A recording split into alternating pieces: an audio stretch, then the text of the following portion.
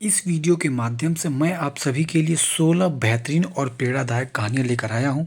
एक ही वीडियो में आप देख सकते हैं संतोष कदम भिखारिन, अहिंसा की विजय, सुबह खान, अकबर और बीरबल, उड़न हाथी, कोटर और कुटीर, बालक चंद्रगुप्त, नौवां धूर्त भेड़िया, टूटा किनारा, पागल हाथी, पतंगबाजी का आयोजन, ईश्वर अच्छा ही करता है और बुराई और भलाई, एक घड़ा बुद्धि और शहीद बकरी।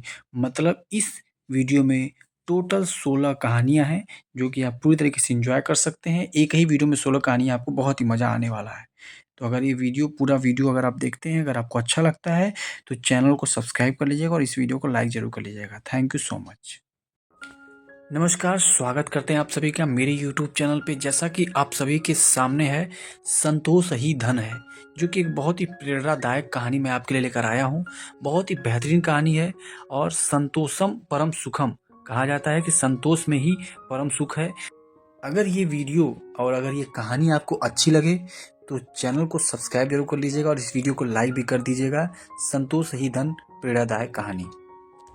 तो चलिए शुरू करते हैं। जो आज की कहानी वो किस पे है, वो संतोष ही धन पर है। ठीक है, जैसा कि आप देखते हैं संतोष ही धन ही हमारा कहानी का शीर्षक है, मतलब कहानी का टॉपिक है। ठीक है, चलिए शुरू करते हैं। देखिए, पढ़ते हैं।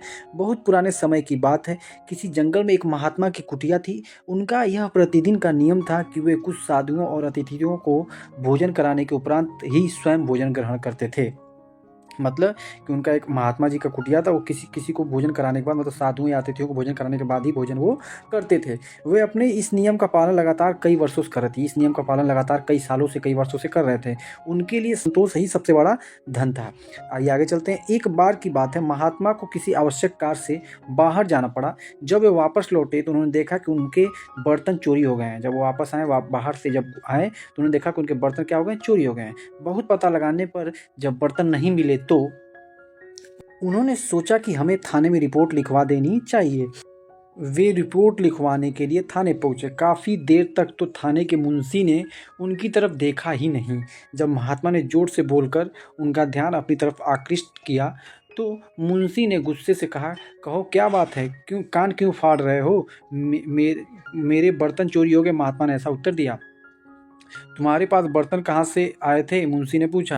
मैंने मोल लिए थे, महात्मा ने कहा। मुंशी ने क्या क्या, दो चार बर्तन चोरी हो गए तो रपट लिखवाने चले आए।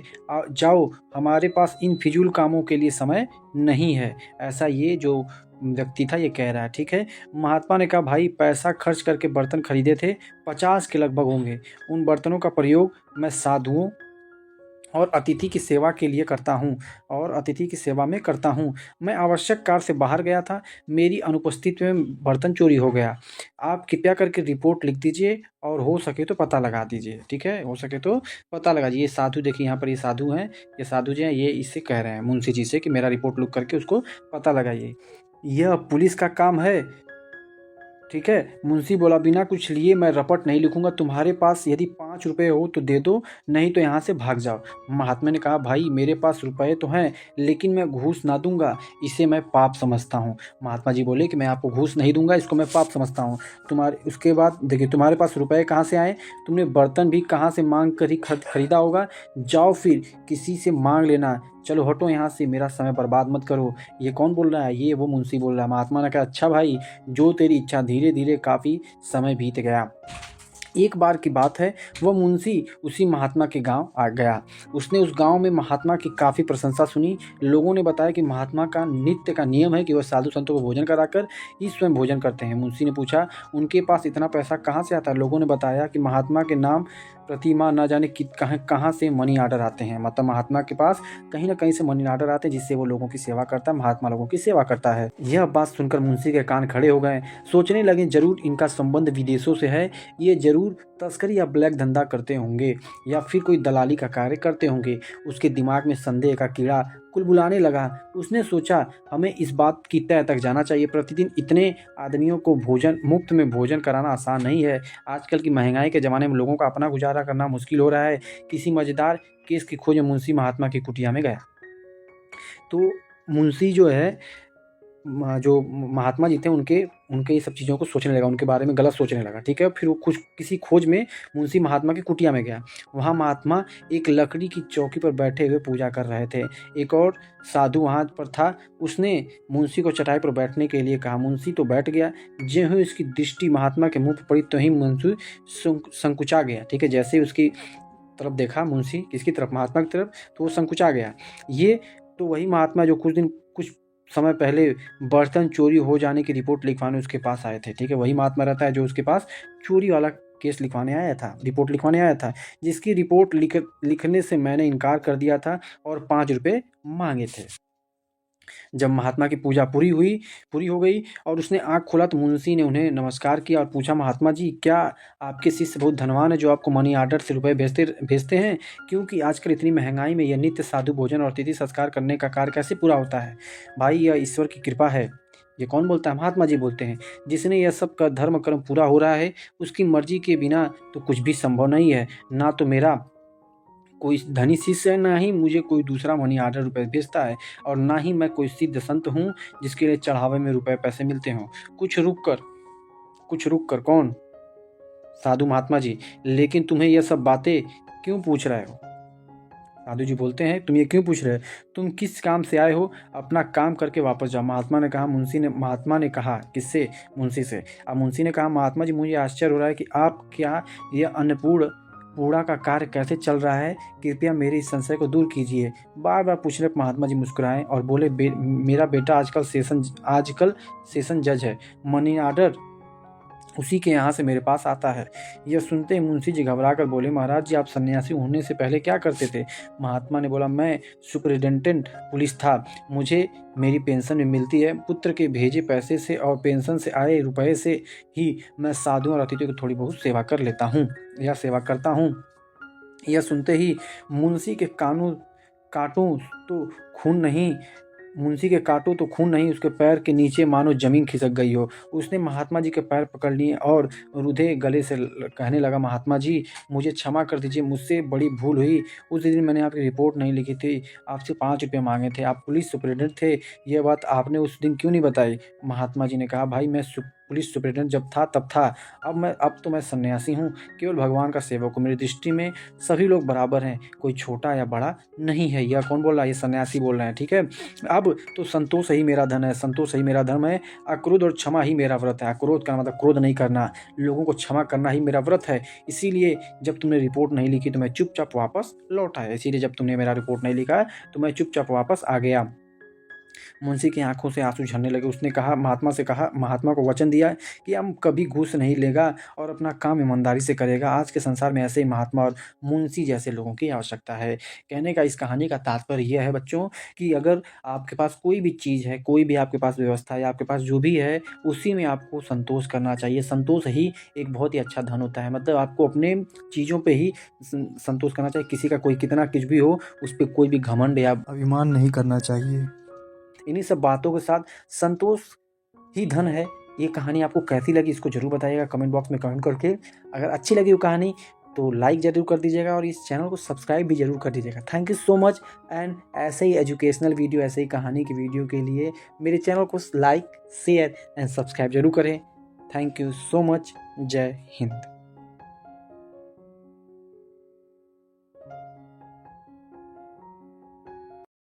नमस्कार आप सभी का। तो आज मैं आप सभी के लिए बहुत ही बेहतरीन एक हिंदी कहानी लेकर आया जो कि एक भिखारिन पर है। भिखारिन एक बहुत ही छोटा सा बालक उसको कहीं से मिल जाता है और वो उसका कितना प्रेम से और बहुत ही अच्छे तरीके से उसका लालन पालन करती है। इसी पे बेस्ड एक कहानी है जो कि बहुत ही अच्छी कहानी है। इस कहानी से हमें बहुत ही अच्छी सीख भी मिलती है। तो ये कहानी आप अच्छे से सुनिएगा, पढ़िएगा और देखिएगा। अगर कहानी अच्छी लगे तो चैनल को सब्सक्राइब जरूर करिएगा और इस वीडियो को लाइक भी जरूर करिएगा। तो चलिए शुरू करते हैं। जो हमारा आज का जो कहानी है बहुत ही बेहतरीन है। आपको मैंने बताया कि भिखारिन पर ये कहानी है, तो आइए इसको पढ़ते हैं। बहुत ही अच्छी कहानी है। एक अंधी बुढ़िया प्रतिदिन मंदिर के दरवाजे पर जाकर खड़ी होती और दर्शन करने वाले बाहर निकलते तो अपना हाथ फैला देती और विनती किया करती, बाबूजी अंधी पर दया हो जाए, बाबूजी अंधी पर दया हो जाए। तो अब वहाँ पर क्या होता था, वह जानती थी कि मंदिर में आने वाले सहृदय और दयालु हुआ करते हैं और उसका यह अनुमान असत्य ना था। आने वाले 2-4 पैसे उसके हाथ पर रख ही देते थे और बुढ़िया उनको अनेक दुआएं देती और उनको उनकी सहृदयता को सराहती। स्त्रियां भी उसके पल्ले में थोड़ा सा अनाज डाल जाया करती। कौन? स्त्रियां भी उनके पल्लों में क्या करती थी? थोड़ा सा अनाज डाल देती थी, ताकि इस भिखारी को जैसे पैसा नहीं दे सकते तो कुछ अन्य अनाज डाल देती थी। अन्न का मतलब अनाज, ठीक है। चलिए आगे बढ़ते हैं। सुबह से शाम तक वो इस प्रकार हाथ फैलाए खड़ी रहती। इसके पश्चात मन ही मन भगवान को प्रणाम करती और अपनी लाठी के सहारे अपनी झोपड़ी की राह पकड़ती। मतलब लाठी के सहारे अपनी झोपड़ी की ओर चल देती। झोपड़ी के समीप पहुंचते ही 10 वर्ष का एक लड़का उछलता कूदता आता और उससे चिपक जाता। मतलब उस बुढ़िया तो जो भिखारी थी, उससे एक लड़का आता है और चिपट जाता है, मतलब उसके पास पकड़ लेता है उसको।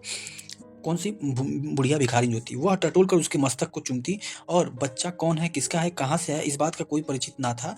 5 वर्ष हुए पास पड़ोस वाले ने उसे अकेला देखा था। उन्हीं दिनों एक दिन संध्या समय लोगों ने उसकी गोद में एक बच्चा देखा। वह रो रहा था। अंधी उसका माथा चूम चूम कर उसे चुप करने का प्रयत्न कर रही थी। यह कोई असाधारण घटना न थी। मतलब कोई बच्चा लाकर रख दिया था या कैसे हो गया था, आगे इस कहानी में पता चलेगा। अतः किसी ने भी नहीं पूछा कि बच्चा किसका है। उसी दिन से वह बच्चा उसके पास था और प्रसन्न था। उसको वह अपने से अच्छा खिलाती और पहनाती। मतलब वो बुढ़िया क्या करती थी, जो भिखारिन थी, अपने से अच्छा और बढ़िया पहनाती थी। बुढ़िया ने झोपड़ी पे एक हांडी गाड़ रखी थी। जो कुछ मांग कर लाती थी उसमें डाल देती थी और उसे किसी वस्तु से ढाप देती थी। ढाप देती मतलब ढक देती थी, ताकि दूसरों व्यक्तियों को दृष्टि उस पर ना पड़े। खाने के लिए अन्न काफी मिल जाता था। उससे क्या करती थी, काम चलाती थी। पहले बच्चे को भरपेट खिलाती, फिर स्वयं खाती। रात को बच्चे को अपने वक्ष से लगाकर, मतलब सीने से लगाकर वहीं पड़ी रहती और प्रातःकाल होते ही फिर मंदिर के द्वार पर जा खड़ी होती। फिर क्या करती थी, सुबह जाकर के फिर से मंदिर के द्वार पर भिक्षा मांगने के लिए वो खड़ी हो जाती थी। उसके पास काफ़ी रुपए थे, जिससे हांडी लगभग पूरी भर गई थी। जो हांडी में पैसे रखती थी वो पूरी लगभग भर गई थी। उसको शंका थी कि कोई उसे चुरा न ले। एक दिन संध्या समय अंधी ने वह हांडी उखाड़ी और अपने फटे हुए आंचल में छिपाकर सेठ बनारसी दास की कोठी पर जा पहुंची। किसके पास जाके पहुंची? सेठ बनारसी दास की कोठी पर जा पहुंची। काशी में जो सेठ बनारसी दास थे बहुत प्रसिद्ध व्यक्ति थे। बच्चा उनकी कोठी से परिचित था। बहुत बड़े देवभक्त और धर्मात्मा व्यक्ति थे। वो कैसे व्यक्ति थे? बहुत ही अच्छे और देवभक्त और धर्मात्मा व्यक्ति थे। अंधी ने हांडी सेठ के आगे सरका दी और डरते हुए कहा, सेठ जी, इसे अपने पास जमा कर लो। मैं अंधी अपाहिज कहाँ रखती फिरूंगी। सेठ जी ने हांडी को और देखकर कहा, इसमें क्या है? अंधी ने उत्तर दिया, भीख मांगकर अपने बच्चे के लिए 2-4 पैसे इकट्ठे किए हैं, अपने पास रखती डरती हूँ। कृपया आप इन्हें अपने कोठी में रख लें। सेठ जी ने मुनीम को देखते हुए कहा, इस बही में जमा कर लो। बही मतलब बही खाता में इसको जमा कर लो। 2 वर्ष बहुत सुख के साथ बीते। इसके पश्चात एक दिन लड़के को ज्वर ने आ दबाया। मतलब क्या हो गया? बुखार हो गया। अंधी गिरती पड़ती सेठ जी की कोठी पर पहुंची। बोली, सेठ जी, मेरी जमा पूंजी में से 10-5 रुपए मुझे मिल जाए तो बड़ी कृपा होगी। मेरा बच्चा मर रहा है, डॉक्टरों को दिखाऊंगी। सेठ जी ने कठोर स्वर में कहा, कैसी जमा पूंजी, कैसे रुपए? मेरे पास किसी के रुपए जमा नहीं है। सेठ जी ने क्या बोला? मेरे पास किसी के पैसे रुपए नहीं है, नहीं जमा है मेरे पास, ठीक है। अंधी वहीं पर जमी बैठी रही। उसने रो रो कर कहा, सेठ जी, परमात्मा के नाम पर, धर्म के नाम पर कुछ दे दीजिए, मेरा बच्चा जी जाएगा। मैं जीवन भर आपके गुणगान करूंगी। परंतु पत्थर में जोक ना लगी। मतलब कि उनको थोड़ा सा भी एहसास नहीं हुआ, उन्होंने पैसा नहीं दिया। किसने? सेठ जी ने क्रुद्ध होकर उत्तर दिया, जाती है या नौकर को बुलाऊं? आंधी लाठी टेक कर खड़ी हो गई और सेठ जी की ओर मुंह करके कहा, अच्छा भगवान आपको बहुत दे, और अपनी झोपड़ी की ओर चल दी। यह आशीष ना था, बल्कि एक दुखिया का श्राप था। क्या था? एक श्राप था। मन में एक कसक सी थी। कसक की वजह से उन्होंने ऐसा बात बोला था। कौन? बुढ़िया, जो बुढ़िया भिखारी थी। बच्चे की दशा बिगड़ती गई। एक दिन उसकी अवस्था बहुत चिंताजनक हो गई। कौन सी हो गई? चिंताजनक हो गई कि प्राणों के लाले पड़ गए। मतलब उसके प्राण भी जाने जैसी स्थिति हो गई थी। उसके जीवन से बुढ़िया भी निराश हो गई और सेठ जी के अनुचित व्यवहार से उसे रह कर क्रोध आता था। उसे क्या होता था? रह कर क्रोध आता था। सोचती थी, इतने धनी व्यक्ति हैं, 2-4 रुपए दे देता तो क्या चला जाता। कौन? सेठ जी के बारे में सोचती थी, क्या चला जाता। और फिर मैं उनसे कुछ दान नहीं मांग रही थी, अपने रुपए मांगने गई थी सेठ जी से। उसे घृणा हो गई। किसे? उस भिखारी को। बैठे बैठे उससे कुछ ध्यान आया। उसने बच्चे को अपने गोद में उठा लिया और ठोकरे खाती गिरती पड़ती सेठ जी के पास पहुंची और उनके द्वार पर धरना देकर बैठ गई। बच्चे का शरीर ज्वर से भभक रहा था और बुढ़िया का कलेजा भी। मतलब बच्चे का जो शरीर थी वो एकदम बुखार से मतलब बुखार बहुत तेज था। और इधर बुढ़िया भी क्या हो गई थी, एकदम कलेजा भी उसका जल रहा, मतलब कलेजा भी उसका दुख रहा था, मतलब उसका दिल हृदय दुख रहा था। सेठ जी पधारे। बच्चे को देख उन्हें बहुत आश्चर्य हुआ कि उसकी सूरत उनके मोहन से मिलती जुलती है। जो उसकी जो सूरत है वो किससे मिलती जुलती है? उनके मोहन से। उन्हें स्मरण हुआ कि 7 वर्ष उन्हें स्मरण हो आया कि 7 वर्ष हुए जब मोहन किसी मेले में खो गया था, तब उसकी जांघ पर लाल रंग का चिन्ह था। इस विचार के आते ही उन्हें बुढ़िया की गोद से बच्चे की जांघ देखी। चिन्ह अवश्य था, परंतु पहले से कुछ बड़ा। चिन्ह तो था लेकिन पहले से बड़ा, क्योंकि बच्चा बड़ा हो चुका था। उन्हें विश्वास हो गया कि बच्चा उन्हीं का है। उन्होंने तुरंत उसे छीन कर गले से चिपटा लिया। शरीर ज्वर से तप रहा था। नौकर को डॉक्टर लाने के लिए भेजा। स्वयं मकान के अंदर चले गए। बुढ़िया खड़ी हो गई और चिल्लाने कि मेरे बच्चे को ना ले जाओ, मेरे रुपए तो हजम कर ले, अब क्या मेरा बच्चा भी मुझसे छीनोगे? ये बात कौन बोलता है? ये बुढ़िया बोलती है। सेठ जी बहुत चिंतित हो गए। कौन हो गए? सेठ जी बहुत चिंतित हुए और कहा, बच्चा मेरा 7 वर्ष पूर्व कहीं खो गया था।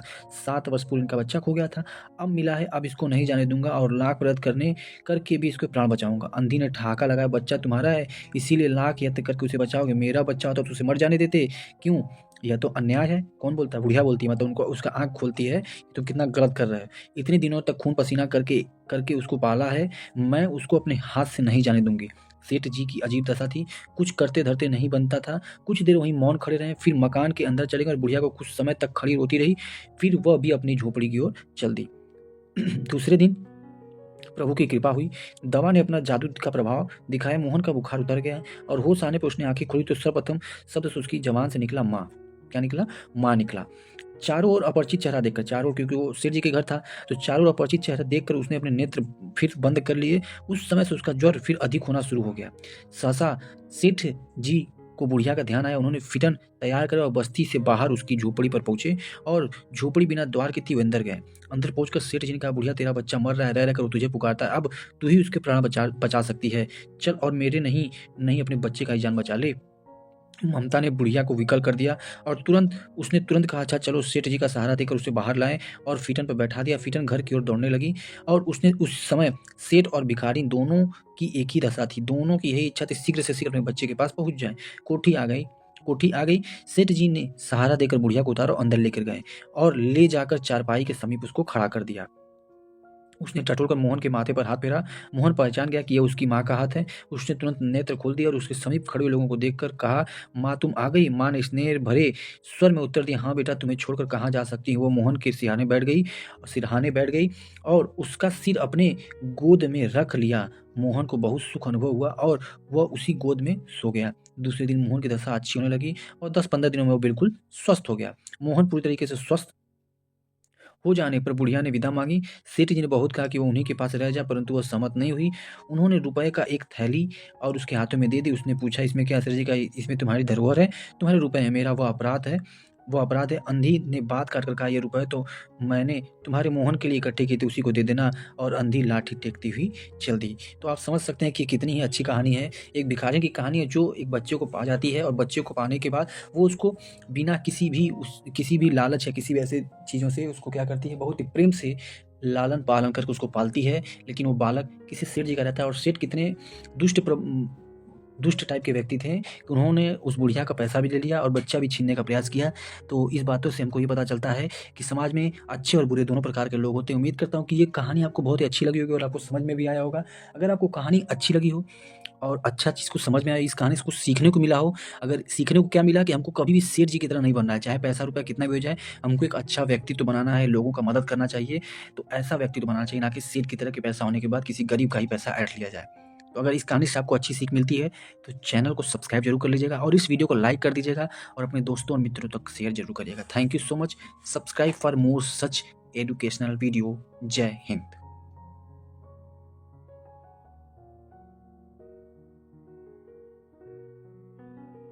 Hello everyone, welcome back to my YouTube channel. तो आज हम लोग एक बहुत ही बेहतरीन कहानी, अहिंसा की विजय, जो कहानी का नाम है, जो कि एक बहुत ही प्रेरणादायक कहानी, महात्मा बुद्ध और अंगुलीमाल जो डाकू था उसकी कहानी है। तो आज ये कहानी बहुत ही ज़्यादा आपके लिए अच्छी होगी और आपके बहुत ही पसंद आएगी। और अगर आपको ये कहानी अच्छी लगे तो चैनल को सब्सक्राइब कर लीजिएगा और इस वीडियो को लाइक कर दीजिए। ये कहानी बहुत ही बेहतरीन कहानी है। तो चलिए इस कहानी को शुरू करते हैं। अहिंसा की विजय। एक बार महात्मा बुद्ध मगध की राजधानी राजगिरी से चलकर श्रावस्ती पहुँचे। श्रावस्ती कौशल की राजधानी थी। वर्तमान अयोध्या के आसपास का प्रदेश है, ठीक है। अयोध्या के आसपास का ये प्रदेश है, ठीक है। उस समय कौशल कहलाता था। उस समय क्या कहलाता था? कौशल कहलाता था। वहाँ का राजा प्रसेनजीत महात्मा बुद्ध का शिष्य था। प्रसेनजीत कौन था? महात्मा बुद्ध का शिष्य था, जो कि वहाँ का राजा भी था। श्रावस्ती पहुँचने पर महात्मा बुद्ध ने राजा को बहुत व्याकुल पाया। पूछने पर राजा ने कहा, भगवान, अंगुलीमाल डाकू ने से मेरी प्रजा बहुत बहुत ही त्रस्त है। अंगुलीमाल नामक एक डाकू था जिससे वहाँ की प्रजा बहुत ही ज़्यादा क्या थी, परेशान थी। इसी से मैं बहुत चिंतित हूँ, क्या करूँ कुछ समझ में नहीं आता। महात्मा बुद्ध ने राजा को धीरज बधाया और कहा कि मैं तुम्हारी चिंता दूर करूँगा। अंगुलीमाल बहुत ही भयंकर डाकू था। उसके अत्याचार से प्रसेनजीत की प्रजा त्राही-त्राही कर रही थी। उसने 1000 आदमियों की हत्या की प्रतिज्ञा कर रखी थी, परंतु वो कितने आदमी मार चुका था इसका हिसाब रखना उसके लिए कठिन था। इसके लिए उसने एक युक्ति निकाली। वह जब किसी का वध करता तो उसकी एक उँगली काट लेता। उसकी क्या करता था, एक उँगली काट लेता था। इस प्रकार से उसके पास उँगलियों की एक माला सी बनती जा रही थी और जिसे वह गले में डाले रहता था। उसको क्या करता था, गले में डाले रहता था ताकि उसे काउंटिंग में कोई दिक्कत ना हो। इसी कारण उसका नाम अंगुलीमाल पड़ गया था। इसी कारण उसका क्या हो गया था, अंगुलीमाल नाम पड़ गया था। और यहाँ पर आप देख सकते हैं महात्मा बुद्ध जी और ये राजा प्रसेनजीत है। तो चलिए आगे चलते हैं। अंगुलीमाल के नाम सुनकर, जो अंगुलीमाल डाकू था उसका नाम सुनकर लोग काँप उठते थे। वह जिधर जाता चीख पुकार मच जाती। जिधर भी वो जाता था सब लोग चीख पुकार के भागने लगते थे। उसकी क्रूरता की कहानी दूर दूर के प्रदेशों में फैल गई थी। प्रसेनजीत से विदा लेकर महात्मा बुद्ध जंगल की ओर चल पड़े और जिसमें अंगुलीमाल रहता था। जहाँ जंगल शुरू होता तो वहाँ राजा की ओर से पहरेदार तैनात था। वह उधर जाने वाले को सावधान कर देता था और उन्हें रोक देता था। महात्मा बुद्ध भी जब उस ओर चले तो पहरेदार उनके पास पहुंचा और वहां जानता था कि बुद्ध जैसे महात्मा कोई कुछ नहीं बिगाड़ सकता, परंतु अपना कर्तव्य समझकर बुद्ध के चरण में पकड़ कर बोला, महाराज उधर भयंकर डाकू अंगुलीमाल रहता है। उससे प्राणी को खतरा है। क्या है, उससे प्राणों को खतरा है, प्राणी को खतरा है। प्राणों मतलब जान को खतरा है, कृपया उधर ना जाए। महात्मा बुद्ध हंसे और उन्होंने पहरेदार के सिर पर हाथ फेरते हुए कहा, मेरे लिए किसी प्रकार की चिंता ना करो। फिर वे आगे बढ़ गए। दोपहर का समय था। चारों ओर पेड़ों ने छाया कर रखी थी। दोपहर का समय था लेकिन पेड़ की वजह से चारों ओर क्या था, छाया था। चारों ओर छाया पड़ी हुई थी और जंगल के राह चलना आसान नहीं होता। महात्मा बुद्ध भी कुछ थक रहे थे, पर वे रुके नहीं, आगे बढ़ते गए। उनका हृदय संसार के कष्टों को देखकर दुखी था, परंतु अपने नए ज्ञान से उनको विश्वास हो रहा था कि दुनिया का दुख निश्चय ही दूर होगा। इसी विश्वास के कारण उनके मुख पर सदैव मुस्कान रहती थी और ललाट चमकता रहता था। आदमी आदमी को मारता क्यों है, जीव को देखकर प्रसन्न क्यों नहीं होता। इन्हीं बातों पर विचार करते हुए महात्मा बुद्ध जंगल की राह पर बढ़े जा रहे थे। अचानक उन्हें किसी कठोर और भारी आवाज सुनाई दी। ठहर जा। क्या, ठहर जा। महात्मा बुद्ध रुक गए और तुरंत ही घनी झाड़ियों को चीरती एक विकराल मूर्ति सामने आ खड़ी हुई। ऊंचा कद, काला शरीर, भयानक चेहरा, लाल आंखें, बिखरे बाल, लंबी मजबूत भुजाएं, चौड़ा सीना, कमर में कटार। निश्चय यह मनुष्य नहीं, कोई दैत्य था। उसके गले में उंगलियों की माला देखकर बुद्ध को पहचानने में देरी नहीं लगी कि यह अंगुलीमाल डाकू ही है। तुरंत क्या होता है, डाकू उसके महात्मा बुद्ध जी के सामने आ जाता है। महात्मा बुद्ध उस पर नजर डाली। उनकी नजर में भय नहीं था, प्यार था। उन्होंने प्रेमपूर्वक उस भयानक डाकू से कहा, मैं तो ठहर गया, तू कब ठहरेगा। अंगुलीमाल चकित हो गया। उसके सामने आने वालों ने हमेशा घिघी बद जाया करती थी। आज तक उसे कभी कोई ऐसा आदमी नहीं मिला था, मतलब डायरेक्ट अंगुलीमाल से कोई प्रश्न पूछ दे ऐसा कोई उसको आदमी नहीं मिला था जिसने उससे आंख से आंख मिलाकर बात की हो। यह कौन है जो डरना तो दूर शांतिपूर्वक मुस्कुरा रहा है। महात्मा बुद्ध फिर बोले, बोल, कब ठहरेगा तू। अंगुलीमाल पर जादू का असर हुआ। वह विनीत स्वर में बोला, महात्मन मैं आपकी बात नहीं समझ सका। बुद्ध बोले, अरे जीवन में तो जन्म से मरण तक वैसे ही बहुत दुख है। तू उसे अपनी क्रूरता के कारनामों से और क्यों बढ़ा रहा है। मैं ज्ञान प्राप्त कर बंधन से छूट गया, पर तू मार काट का काम अभी भी करता जा रहा है। इनसे कब छुट्टी लेगा, बोल कब ठहरेगा तू। ये कौन बोल रहा है, महात्मा बुद्ध जी बोल रहे हैं डाकू अंगुलीमाल को। वह डाकू जिसने डर कभी ना जाना था, जिससे सारी दुनिया कांपती थी, आज एक निशस्त्र महात्मा के तेज से कांप रहा था। सहसा वह बुद्ध के चरणों में गिर पड़ा और बोला, महात्मा मुझे राह दिखाएं, मेरे सामने अंधेरा ही अंधेरा है। बुद्ध ने उसको शांति, दया और प्रेम का उपदेश दिया। अंगुलीमाल की आंखें खुल गई, उसके मन का अहंकार दूर हो गया। उसने उंगलियां की माला तोड़ डाली, जो उंगली की माला वो गले में पहना रहता था उसको तोड़ डाली और कटार दूर फेंक दी। अंगुलीमाल ने हिंसा का जीवन सदा सदा के लिए त्याग दिया। इसी प्रकार अहिंसा की विजय हुई। वह भगवान बुद्ध का क्या हो गया, अंतिम में वो भगवान बुद्ध का शिष्य बन गया। इसका सीधा सीधा मतलब क्या होता है कि यहाँ पर अहिंसा की विजय हुई। किसी भी व्यक्ति को अगर प्रेम से प्यार पूर्वक समझाया जाता है तो वो एक जानवर भी समझ जाता है, तो इंसान भी इस प्रेम की भाषा को समझ सकता है। तो इसी प्रकार अहिंसा की विजय हुई। इसी प्रकार से अहिंसा के पुजारी भी हमारे महात्मा गांधी भी जी थे और हमारे महात्मा बुद्ध जी भी थे। और अंतिम में वो जो क्या हुआ था, अंगुलीमाल जो डाकू था, सारी चीज़ें छोड़ करके भगवान बुद्ध का क्या हो जाता है, शिष्य बन जाता है। और इसी प्रकार इस कहानी का अंत भी हो जाता है कि अहिंसा की विजय हुई। तो अहिंसा से किसी भी व्यक्ति को समझाया जा सकता है। उम्मीद करता हूँ ये वीडियो आपको अच्छा लगा। अगर अच्छा लगा हो तो एक लाइक इस वीडियो को जरूर करिएगा, और कुछ भी अगर अच्छा इस कहानी से सीखने को मिला तो अपने एक दोस्त को जरूर शेयर करिएगा। इन्हीं सब बातों के साथ इस वीडियो को मैं समाप्त करता हूँ।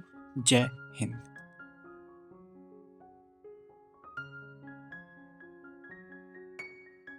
नमस्कार, स्वागत करते हैं आप सभी का। तो आज हम लोग सुभान खां की कहानी पढ़ेंगे, सुभान दादा की कहानी पढ़ेंगे, जो कि बहुत ही बेहतरीन तरीके से इस कहानी को लिखा गया है और ये कहानी बहुत ही प्रेरणादायक है। इस कहानी से हमको बहुत कुछ सीखने को मिलेगा। तो इस कहानी के माध्यम से हम लोग कुछ अच्छी चीज़ें ज़रूर सीखेंगे। और अगर आपको ये कहानी अच्छी लगे तो चैनल को सब्सक्राइब कर दीजिएगा, इस वीडियो को लाइक कर दीजिएगा, और कौन सा पार्ट आपको अच्छा लगा, कौन सा कहानी का हिस्सा अच्छा लगा, कमेंट करके ज़रूर बताइएगा। तो चलिए शुरू करते हैं आज की बेहतरीन कहानी, सुभान खान। तो चलिए शुरू करते हैं। क्या आपका अल्लाह पश्चिम में रहता है, वह पूरब में क्यों नहीं रहता? सुभान दादा की लंबी सफ़ेद चमकती दाढ़ी के में अपनी नन्ही उंगलियों से घुसाते हुए मैंने पूछा। एक बच्चा है जो कि एक सुभान दादा के लंबी दाढ़ी, सफ़ेद दाढ़ी में क्या करता है, उंगली फेरते हुए पूछता है कि क्या आपका अल्लाह पश्चिम में रहता है, पूरब में क्यों नहीं रहता है? ये प्रश्न पूछता है। अपनी लंबी बाहों की दाहिनी हथेली मेरे सिर पर सहलाते उन्होंने कहा। कौन कहा? सुभान दादाजी ने। नहीं बबुआ, अल्लाह तो पूरब पश्चिम उत्तर जैसी सब ओर है, ठीक है? अल्लाह कहाँ है? चारों तरफ है। तो फिर आप पश्चिम मुख खड़े होकर नमाज क्यों पढ़ते हैं? तो फिर वही बालक पूछता है कि आप पश्चिम ओर होकर के नमाज क्यों पढ़ते हैं? पश्चिम ओर से मुल्क में अल्लाह के रसूल आए थे, जहाँ से रसूल आए थे वहाँ हमारे तीर्थ हैं। हम उन्हीं तीर्थों की ओर मुंह करके अल्लाह को याद करते हैं। ये कौन बोलता है? ये दादाजी बोलते हैं, सुभान दादा। सुभान दादा की सफ़ेद दाढ़ी मूछ के बीच उनके सफ़ेद दांत चमक रहे थे। कुछ देर तक मुझे दुलारते रहें, कुछ रुक कर बोले, अच्छा जाइए खेलिए, मैं ज़रा काम कर लूँ। सुभान दादाजी उस बच्चे से बोलते हैं, बच्चा देखिए आपको दिख रहा होगा, ये सुभान दादा है। मैं ज़रा काम कर लूँ। मजदूरी भर पूरा काम नहीं करने से अल्लाह नाराज़ हो जाएंगे। अपना काम करने से ना करने से अल्लाह क्या हो जाएंगे? नाराज़ हो जाएंगे। कि आपके अल्लाह बहुत गुस्सेवर हैं? मैंने तुनक कर बोला। बच्चे ने बोला कि क्या आपके जो अल्लाह हैं वो क्या है, बहुत ही गुस्से वाले हैं? तो सुभान दादा बड़े ज़ोरों से हंस पड़े और फिर एक बार मेरे सिर पर हथेली फेरी और बोले, बच्चे से वे बहुत खुश रहते हैं बबुआ, वे तुम्हारी उम्र दराज करें, वे तुम्हारी उम्र दराज करें। यह कहकर मुझे अपने कंधों पर ले लिया। मुझे लेते हुए दीवार के नज़दीक आए, वहाँ उतार दिया और झट अपनी कढ़नी और बसूली से दीवार पर काम करने लगे। कढ़नी और बसूली जानते होंगे आप लोग, जो मिस्त्री काम करते हैं, जिसको करनी भी बोला जाता है, और बसूली जो ईंटें उटे तोड़ने के काम आते हैं। सुभान खान एक अच्छे राज समझे जाते थे। जब जब घर की दीवारों पर कुछ मरम्मत की जरूरत उन्हें बुला लिया जाता है। आते हैं, 5-7 दिन यहीं रहते हैं और काम खत्म करके चले जाते हैं, ठीक है? एक दिन बचपन के आवेश में मैंने उनसे पूछ लिया, दादा क्या आप रसूल साहब की भी दाढ़ी थी? आपके रसूल साहब की भी दाढ़ी थी? हाँ हाँ थी, बड़ी खूबसूरत लंबी सुनहरी। अब भी उनकी दाढ़ी के कुछ बाल मक्का में रखे हैं। हम अपने तीरथ में उन बालों के भी दर्शन करते हैं। बड़े होने पर जब मुझे दाढ़ी होगी मैं भी दाढ़ी बढ़ाऊंगा दादा, खूब लंबी दाढ़ी। सुभान दादा ने मुझे गोद में ले लिया और फिर कंधे पर चढ़ाकर इधर उधर घुमाया, तरह तरह की बातें सुनाई, कहानियाँ कही। मेरे मन को बहलाकर वे फिर अपने काम में लग गए। मुझे मालूम होता था कि काम और अल्लाह, ये ही 2 चीज़ें संसार में उनके लिए सबसे प्यारी है। काम करते हुए अल्लाह को नहीं भूलते थे और अल्लाह से फुर्सत पाकर फिर झट से काम में जुट जाना अपना पवित्र कर्तव्य समझते थे। काम व अल्लाह का यह सामंजस्य उनके दिल में प्रेम की वह गंगा बहाता रहता था, जिसमें मेरे जैसे बच्चे भी बड़े मज़े से डुबकियाँ लगा सकते थे। नानी ने कहा, सवेरे नहा खा लो, आज तुम्हें हुसैन साहब के ताजिए में जाना होगा, सुभान खान आते ही होंगे। जाने कितने देवताओं की मनौती के बाद माँ ने मुझे प्राप्त किया था। उसमें एक हुसैन साहब भी थे। 9 साल की उम्र तक जब तक जनेऊ नहीं हो गया था, मुहर्रम के दिन मुसलमान बच्चों की तरह मुझे भी, जैसे यहाँ पे आप दादा देख सकते हैं, ताजिए के चारों ओर रंगीन छड़ी लेकर कूदना पड़ता था और गले में गंडे पहनने पड़े थे। मैं नहा धोकर पहन ओढ़कर इंतजार कर ही रहा था कि सुभान दादा पहुंच गए, मुझे कंधे पर लिया और अपने गांव ले गए। उनका घर क्या था, बच्चों का अखाड़ा बना हुआ था। पोते पोतियां, नाती नतनी की भरमार थी उनके घर में। मेरी उम्र के बहुत से बच्चे रंगीन कपड़ों में सजे धजे और सब मानो मेरे ही इंतजार में थे। जब पहुंचा, सुभान दादा की बूढ़ी बीबी ने मेरे गले में एक बद्धी डाल दी, कमर में घंटी बांध दी, हाथ में 2 लाल छड़ियाँ दे दी और उन बच्चों के साथ साथ मुझे लिए दिए करबला की ओर चली। दिन भर उछला कूदा, तमाशे देखे, मिठाइयाँ उड़ाई और शाम को फिर सुभान दादा के कंधे पर घर पहुंच गया। ईद बकरीद को ना सुभान दादा हमें भूल सकते हैं, ना होली दीपावली पे हम उन्हें। होली के ही दिन नानी अपने हाथों से पुए, खीर आदि पर उसको सुभान दादा को खिलाती और तब मैं ही अपने हाथों से अबीर लेकर उनकी दाढ़ी में मलता था। मैं भी कुछ बड़ा हुआ, उधर दादा भी आखिर हज कर ही आए। अब मैं बड़ा हो गया था। जब मैं छुट्टी में शहर से स्कूल से लौटा, दादा घर पहुँचे। इधर उनके घर की हालत काफ़ी अच्छी हो चली थी। दादा के पुण्य और लायक बेटे की मेहनत से काफ़ी पैसे इकट्ठे हो गए थे। हज से लौटने के बाद सुभान दादा का ज़्यादा समय नमाज बंदगी में ही बीतता। दिन भर उनकी जुबान अल्लाह की रट लगाए रहती। अब तक उनकी बुजुर्गी के धाक जम चुकी थी। बड़े बड़े झगड़ों को पंचायतों में दूर दूर के हिंदू मुसलमान उन्हें पंच बनाते और उनकी ईमानदारी की कुछ ऐसी ही धूम थी कि सुभान दादा एक अरमान था मस्जिद बनाने का। मेरे मामा का मंदिर उन्होंने ही बनाया था। उन दिनों वे साधारण राज थे तो भी कहा करते थे, अल्लाह ने चाहा तो मैं एक मस्जिद ज़रूर बनाऊंगा। और अल्लाह ने चाहा और वैसा दिन आया और उनकी मस्जिद भी तैयार हुई। गांव के ही लायक एक छोटी सी मस्जिद, लेकिन बड़ी बड़ी ही खूबसूरत। दादा ने अपनी ज़िंदगी भर की अर्जित कला इसमें खर्च कर दी थी। हाथ में इतनी ताकत नहीं रह गई थी कि अब खुद करनी और बसूली पकड़े, लेकिन दिन भर बैठे बैठे एक ईंट की जुड़ाई पर ध्यान रखते थे। उनके भीतर जो बेल बूटे काढ़े गए थे, उनके सारे नक्शे उनके द्वारा ही खींचे थे और उनमें एक एक काढ़ा जाना उनकी बारीक निगरानी में हुआ था। मेरे मामा जी के बगीचे में शीशम, सकुए, कटहल आदि इमारतों में काम आने वाले पेड़ों और भरमार थी। मस्जिद की सारी लकड़ी हमारे बगीचे से ही ली गई थी। जिस दिन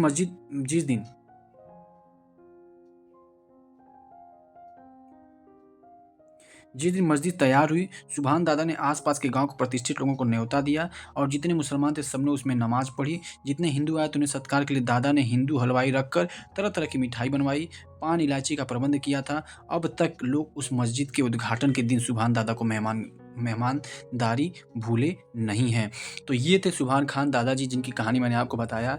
एक बहुत ही अच्छे व्यक्तित्व जो कि जात पात हिंदू मुस्लिम से ऊपर उठ करके दोनों प्रकार की चीज़ों को, चाहे होली दीपावली हो, चाहे ईद बकरीद, उसको अच्छे से प्रेम भावना से बनाने की सीख देते हैं और मनाने की सीख देते हैं। तो ऐसे ही सुभान दादाओं की हमारे समाज में सख्त ज़रूरत है और सुभान खान जैसे लोगों को हमारे देश को भी बहुत ज़्यादा सख्त ज़रूरत है। तो उम्मीद करता हूँ ये वीडियो आपको अच्छी लगी होगी और इससे कुछ अच्छी चीज़ें सीखने को मिली होगी। तो इन्हीं सब बातों के साथ इस वीडियो को मैं समाप्त करता हूँ। अगर वीडियो अच्छी लगी हो, अगर आपको कुछ भी इस वीडियो से सीखने को मिला हो तो ज़रूर सीखें और लोगों तक ज़रूर पहुँचाएँ। Thank you so much. Subscribe for more such videos. जय हिंद।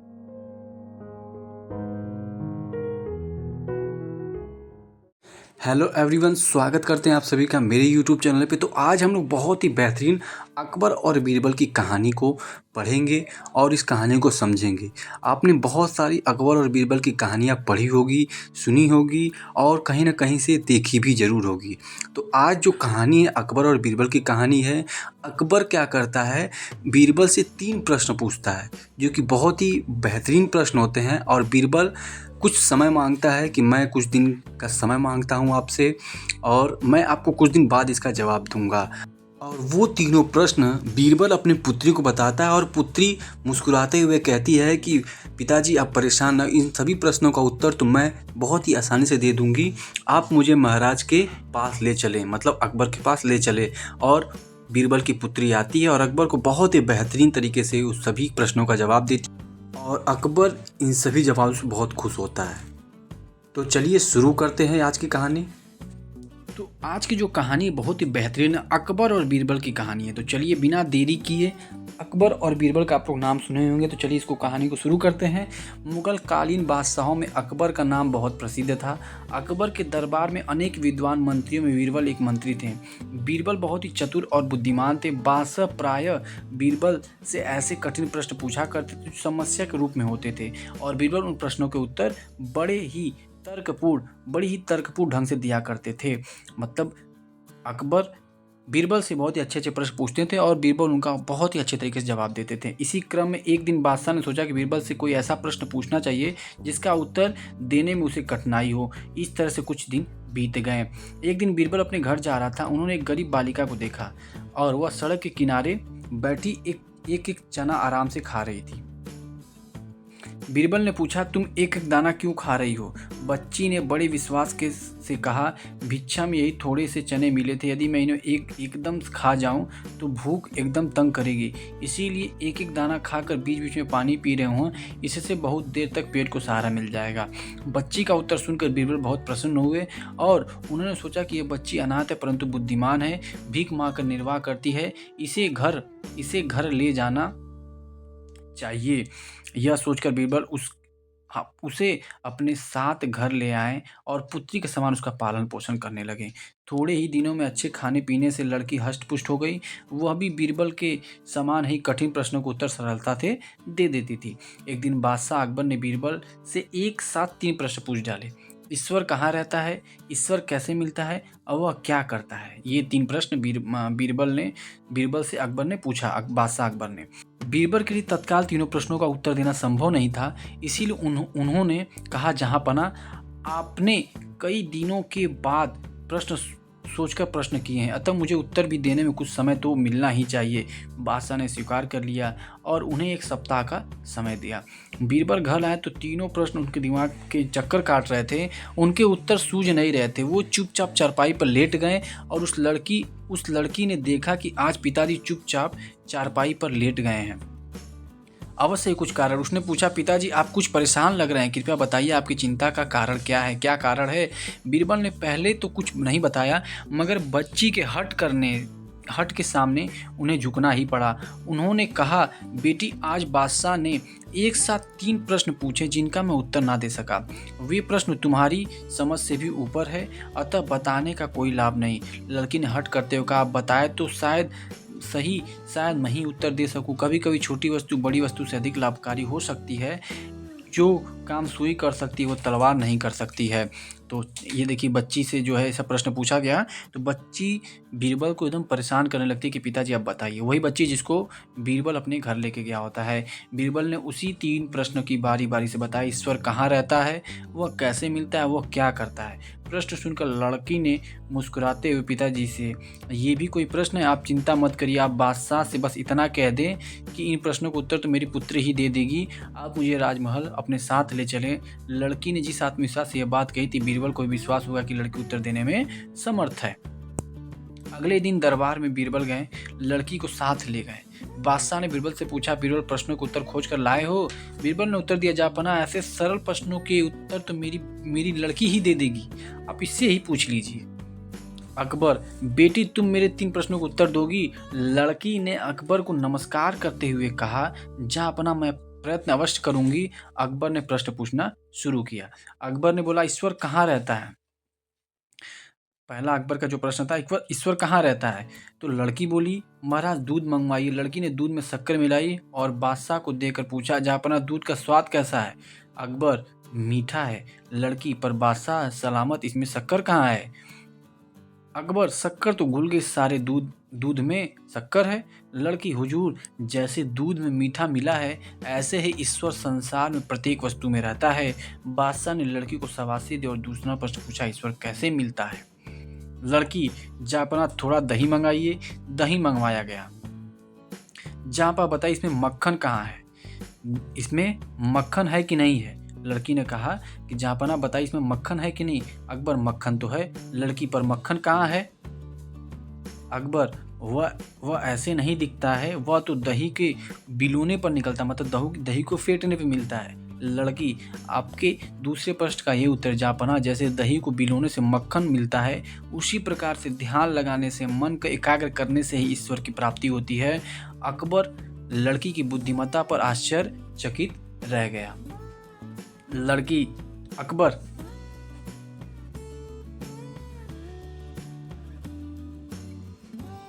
अकबर, अब तीसरे प्रश्न का उत्तर दो, ईश्वर क्या करता है? लड़की, जापना, इस प्रकार का उत्तर तो केवल गुरु ही दे सकता है, क्षमा करें, आप मुझे यदि गुरु स्वीकार कर लें तो उत्तर मिल सकता है। अकबर, ठीक है, तुम गुरु, मैं शिष्य।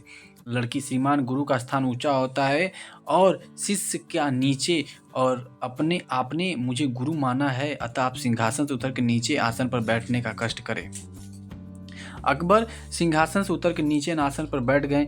लड़की सिंहासन पर बैठकर बोली, जहाँपना, आपको आपके प्रश्न का उत्तर मिल गया होगा, लेकिन बादशाह को कुछ भी समझ नहीं आया। लड़की, बादशाह, इस समय आप नीचे आ बैठे हैं और मैं गरीब लड़की आपके सिंहासन पर बैठी हूँ। ईश्वर यही करता है, वह कभी बादशाह को भिखारी और कभी भिखारी को बादशाह बना देता है। अकबर ने लड़की की सूझबूझ और बुद्धि की बहुत प्रशंसा की और उसे अनेक उपहार भेंट स्वरूप में दिए। तो यहाँ पर ये आपको कहानी अच्छी समझ में आई होगी कि प्रश्न का अकबर और बीरबल की बहुत ही अच्छी कहानियाँ हैं, और इस कहानी से हमें ये सीख मिलती है, जो 3 प्रश्न पूछा गया था उस बुद्धिमान बीरबल से, तो बुद्धिमान ने अपनी बालिका को दिया और बालिका ने कितने अच्छे से उसका जवाब दिया। इसका यही अर्थ निकलता है, इस कहानी से हमको यही सीख मिलती है कि किसी प्रकार का कोई भी परेशानी, कोई भी प्रश्न, कोई भी उत्तर आए या कोई भी चीज़ आए तो उनको हमको बहुत ही सरलता से, बहुत ही आसानी से उत्तर देना चाहिए और अपने सूझबूझ का इस्तेमाल करना चाहिए। अगर ये कहानी आपको अच्छी लगी हो तो चैनल को क्या करना है, आप सभी को चैनल को सब्सक्राइब करना है, और इस वीडियो में कुछ अच्छा लगा हो तो क्या कर देना है, लाइक कर देना है, और शेयर कम से कम एक दोस्त को जरूर करना है। Thank you so much and subscribe for more such videos. जय हिंद।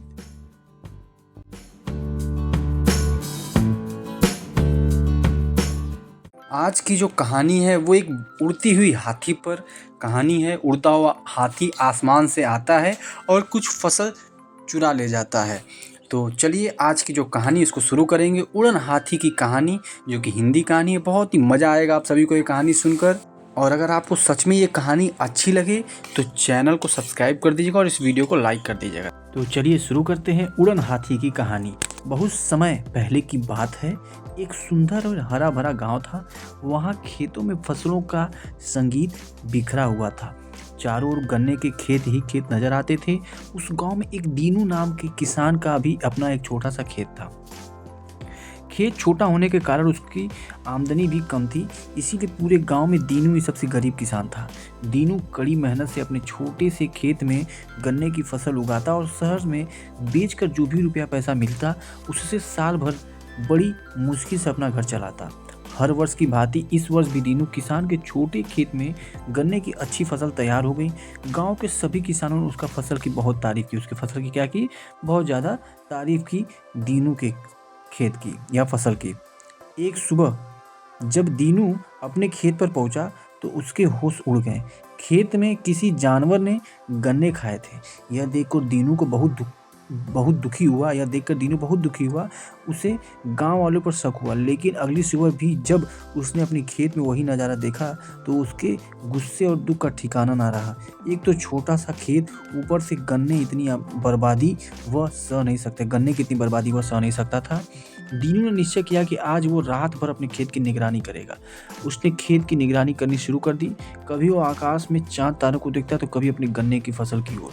अचानक उसने देखा कि आकाश में एक, जैसा देख सकते हैं यहाँ पर निगरानी कर रहा है, यहाँ पर एक हाथी उड़ता हुआ आ रहा है। ठीक है, छोटी सी वस्तु धीरे धीरे बड़ा आकार ले लेती है। छोटी सी वस्तु धीरे धीरे बड़ा आकार लेती है हुई धरती की ओर बढ़ रही थी। सहसा वो आकार एक उड़ने वाला हाथी के रूप में बदल गया और तेजी से उसके खेत की ओर बढ़ने लगा। अब वो समझ गया कि यही है वो जो उसके गन्ने को खा रहा है। वह दबे पांव अपने खेत की ओर बढ़ा और उड़ने वाले उस हाथी को गन्ने खाते हुए देखने लगा। उसने सोचा, जिसका रहस्य जानकर रहूंगा कि आकाश में कहाँ जाता है। जैसे ही उस अनोखे हाथी ने भर पेट गन्ने खाए और आकाश की ओर वापस उड़ने लगा, दीनू ने झट से उसकी पूंछ पकड़ ली और उसके अनोखे हाथी के साथ वो देवताओं के नगरी स्वर्ग में जा पहुंचा। स्वर्ग में चला गया। सोचिए, स्वर्ग की सुंदरता को देखकर दीनू की खुशी का ठिकाना ना रहा। उसने स्वर्ग के राजा इंद्र के निकट पहुंचकर अपनी सारी आप बीती कही सुनाई। दीनू की बातें सुनकर राजा इंद्र ने को उस पर दया आ गई और उन्होंने उसे आश्वासन देते हुए कहा, अब उड़न हाथी दोबारा तुम्हारे खेत में गन्ने खाने नहीं आएगा, बल्कि तुम नुकसान के बदले मेरे राज्य से कुछ भी ले जा सकते हो। दीनू को इंद्र के न्याय पर खुशी हुई और वह कुछ हीरे मोती लेकर वापस धरती पर लौट आया। दीनू ने अपने लिए एक सुंदर और बड़ा मकान बनवाया और खुशी खुशी रहने लगा। उसकी बदली हुई हालात देखकर गांव वाले को ईर्ष्या होने लगी। एक दिन गांव वालों को दीनू की पत्नी से उसकी धनी होने का राज पता चल गया। अब गांव के अन्य किसानों ने गुपचुप मिलकर एक सभा बुलाई और इस बात की सहमति बनाई कि वे भी उस उड़न हाथी को दोबारा धरती पर आने के लिए मजबूर कर देंगे। सबने मिलकर गन्ने की अच्छी फसल तैयार की और हर रात उस उड़ने वाले हाथी की प्रतीक्षा करने लगे। एक रात अचानक उड़न हाथी आता हुआ दिखाई दिया और किसानों को खुशी का ठिकाना न रहा। हाथी ने भर पेट गन्ने खाए और उड़ने को तैयार होने लगा। तभी उसमें से एक किसान ने हाथी की पूंछ पकड़ ली, दूसरे ने उसका पैर पकड़ लिया और अब एक के पीछे एक सारे किसान एक दूसरे का पैर पकड़कर लटकने लगे। एक हाथी उड़ना गया, उसके पीछे कोई एक किसान पकड़ा, दूसरा पकड़ा, तीसरा पकड़ा, ऐसे पकड़ के उड़ने लगे। हाथी तेजी से आकाश की ओर उड़ने लगा। उड़ते हुए रास्ते में किसान आपस में स्वर्ग में कौन कितना धन लेकर लौटेगा इसके बारे में बातचीत करने लगे। सबसे ऊपर जिस किसान ने हाथी की पूंछ पकड़ी हुई थी, जब उसके बताने की बारी आई तो उसने अपने दोनों हाथ फैलाकर कहा कि मैं तो इतने सारे हीरे मोती लेकर आऊँगा। उसके ऐसा कहने की देर थी कि हाथी की पूंछ उसके हाथ से छूट गई। जैसे ही उसने दोनों हाथ छोड़ करके बोला कि मैं बहुत सारे हीरे मोती लेकर आऊँगा, उसके हाथ से क्या हो गई, पूंछ छूट गई। एक एक करके सारे किसान धड़ाम से धरती पर आ गिरे। उन्हें अपनी मूर्खता और लालच का फल मिल चुका था। उड़न हाथी देखते देखते आकाश में गायब हो गया और फिर दोबारा धरती पर नहीं आया। तो ये थी हमारे उड़न हाथी की कहानी। तो उम्मीद करता हूँ कि आपको ये उड़न हाथी की कहानी बहुत ही अच्छी लगी, क्योंकि बड़ी इंटरेस्टिंग कहानी थी। उड़न हाथी आता था और गन्ना खाता था, फिर वो किसान उसको पकड़ा। बहुत सारी अच्छी अच्छी बातें इसमें थी। तो और यहाँ पर एक चीज़ और सीखना चाहिए कि कभी मूर्खता और लालच ज़्यादा नहीं करना चाहिए कि हमको ये मिल जाए, हमको मिल जाए। लालच बहुत ही एक प्रकार से बुरी बला है, ठीक है। तो लालच से थोड़ा बचना चाहिए और मूर्खता से भी बचना चाहिए। उम्मीद करता हूँ कि ये कहानी आपको बहुत ही अच्छी लगी होगी। अगर ये कहानी उड़न हाथी आपको अच्छी लगी होगी तो इस वीडियो को लाइक कर दीजिएगा। चैनल पे नए तो चैनल को सब्सक्राइब जरूर कर दीजिएगा। साथ ही साथ अपने एक दोस्त को जरूर भेजिएगा। Thank you so much. Subscribe for more such educational video. जय।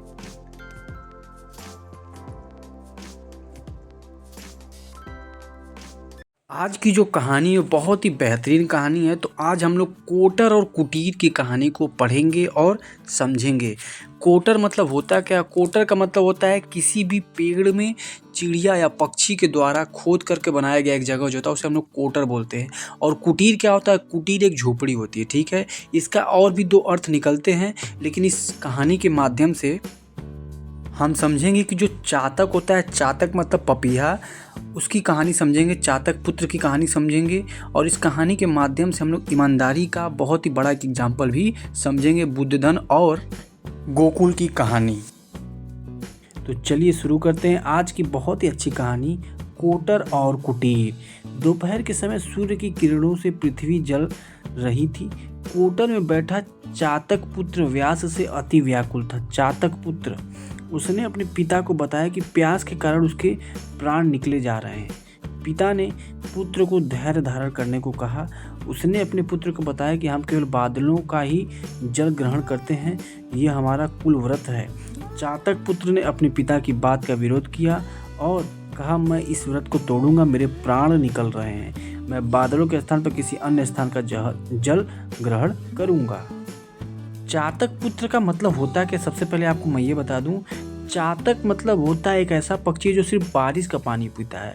और बारिश का पुत्र मतलब चातक का पुत्र मतलब उसका पक्षी, मतलब जो चातक पक्षी है उसका बच्चा, उसका पुत्र, ठीक है, वो सिर्फ बारिश का पानी पीता है। उसको हम लोग पपीहा भी कहते हैं, याद रखिएगा। पपीहा से आप उसका नाम याद रख सकते हैं। गाँव में क्या कहा जाता है? पपीहा कहा जाता है, ठीक है। आगे चलते हैं। चातक पिता ने विवश होकर पुत्र से पूछा, यह बताओ तुम जल कहाँ से ग्रहण करोगे? क्या उस पोखर से जल पियोगे जहाँ पशु पक्षी और मनुष्य जल ग्रहण करते हैं? चातक पुत्र को पोखरी के गंदे जल के स्मरण से ही फुहरी आ रही थी। वो बोला, मैं गंगा जल ग्रहण करूँगा। पिता ने उसे समझाया कि गंगा जी तो यहाँ से बहुत दूर है, वहाँ जाने के लिए कम से कम 5 दिन की उड़ान चाहिए। यदि तू नहीं मानता तो जा, पर रास्ते में एक बूंद भी ग्रहण मत करना। पिताजी उसको समझाते हैं कि तुमको अगर गंगा जल ग्रहण करना है तो तुमको लगातार 5 दिन उड़ना पड़ेगा, तब जाकर तुम गंगा जल के पास जा पहुँच पाओगे। चातक पुत्र पिता की आज्ञा पाकर उड़ चला। वह तीसरे दिन थकान मिटाने के लिए बुद्धधन के घर आंगन में लगे नीम पर विश्राम करने के लिए उतरा। बुद्धधन एक बहुत ही गरीब मजदूर था। वो पक्षाघात लकवे से पीड़ित था। मतलब पक्षाघात मतलब लकवा उसको मारे उससे पीड़ित था। उसका 15 से 16 वर्ष का एक बेटा गोकुल मजदूरी करके घर का खर्चा चलाता था। गोकुल काम करके प्रतिदिन संध्या समय तक घर लौट आता था। उस दिन गोकुल को घर लौटने में देरी हो गई। बुद्धधन गोकुल के घर ना लौटने के कारण काफ़ी परेशान था। थोड़ी देर में गोकुल घर लौट आया और पिता के पास आकर रोने लगा। पिता के पूछने पर उसने बताया कि ओवरसीयर ने मजदूरी देने से मना कर दिया है। पैसों के अभाव के कारण आज घर का खाना नहीं बनेगा। जो ओवरसीयर ने उन्होंने क्या किया, मजदूरी देने से मना कर दिया। जब पिता ने घर देर आने का कारण पूछा तो गोकुल ने बताया घर लौटते समय उसे रास्ते में एक बटुआ पड़ा हुआ मिला। उसमें काफ़ी रुपए थे। वह बटुए के मालिक को ढूंढने लगा और उसे दूर जाती एक गाड़ी दिखाई दी। उसमें एक महतो बैठे थे। वह गाड़ी की दिशा में दौड़ा और आधे घंटे में गाड़ी के पास पहुंच गया। उसने महतो से पूछा, महतो तुम्हारा कुछ खो तो नहीं गया? महतो ने जेब पर हाथ रखा तो वह पत्थर की भांति निष्पद हो गया। गोकुल ने उसका बटुआ वापस लौटा दिया। महतो ने रुपए गिने, रुपए पूरे थे। उसने बटुए में से 2 रुपए निकालकर गोकुल को इनाम के रूप में देने चाहे, पर गोकुल ने इनाम को रुपए लेने से साफ इनकार कर दिया और कहा, मेरे पिताजी ने किसी से भीख लेने से मना किया है, मैं मुफ्त के रुपए नहीं लूँगा। गोकुल की बातें सुनकर बुद्धधन की आँखों से आंसू बहने लगे और उसके पुत्र की ईमानदारी पर गर्व हुआ। उसके निर्जीव शरीर में प्राणों का संचार हो गया। उसके गोकुल ने अपनी छाती से लगा लिया। उसने गोकुल को क्या किया, छाती से लगा लिया। गोकुल ने कहा, यदि मैं महतो में से 200 रुपये उधार ले लेता तो अच्छा रहता। ये कौन बोला? ये गोकुल ने कहा, महतो जिसका पर्स उसके पास था। जैसा यहाँ पर देखिए, अपने पापा से ये कहानी बता रहा है और गरीब परिवार से ये है गोकुल है और ये कौन है, बुद्धधन है। ठीक है। और यहाँ पर ये जो आप देख सकते हैं चातक है, चातक सुन रहा है, चातक का जो पुत्र था वो सुन रहा है। ठीक, आगे चलते हैं।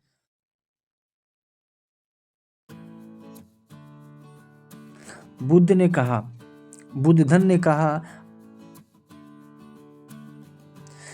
ने कहा, अच्छा ही किया बेटा जो तुम महतो से रुपए उधार नहीं लाया। यह उधार मांगना भी एक तरह से का मांगना ही होता है।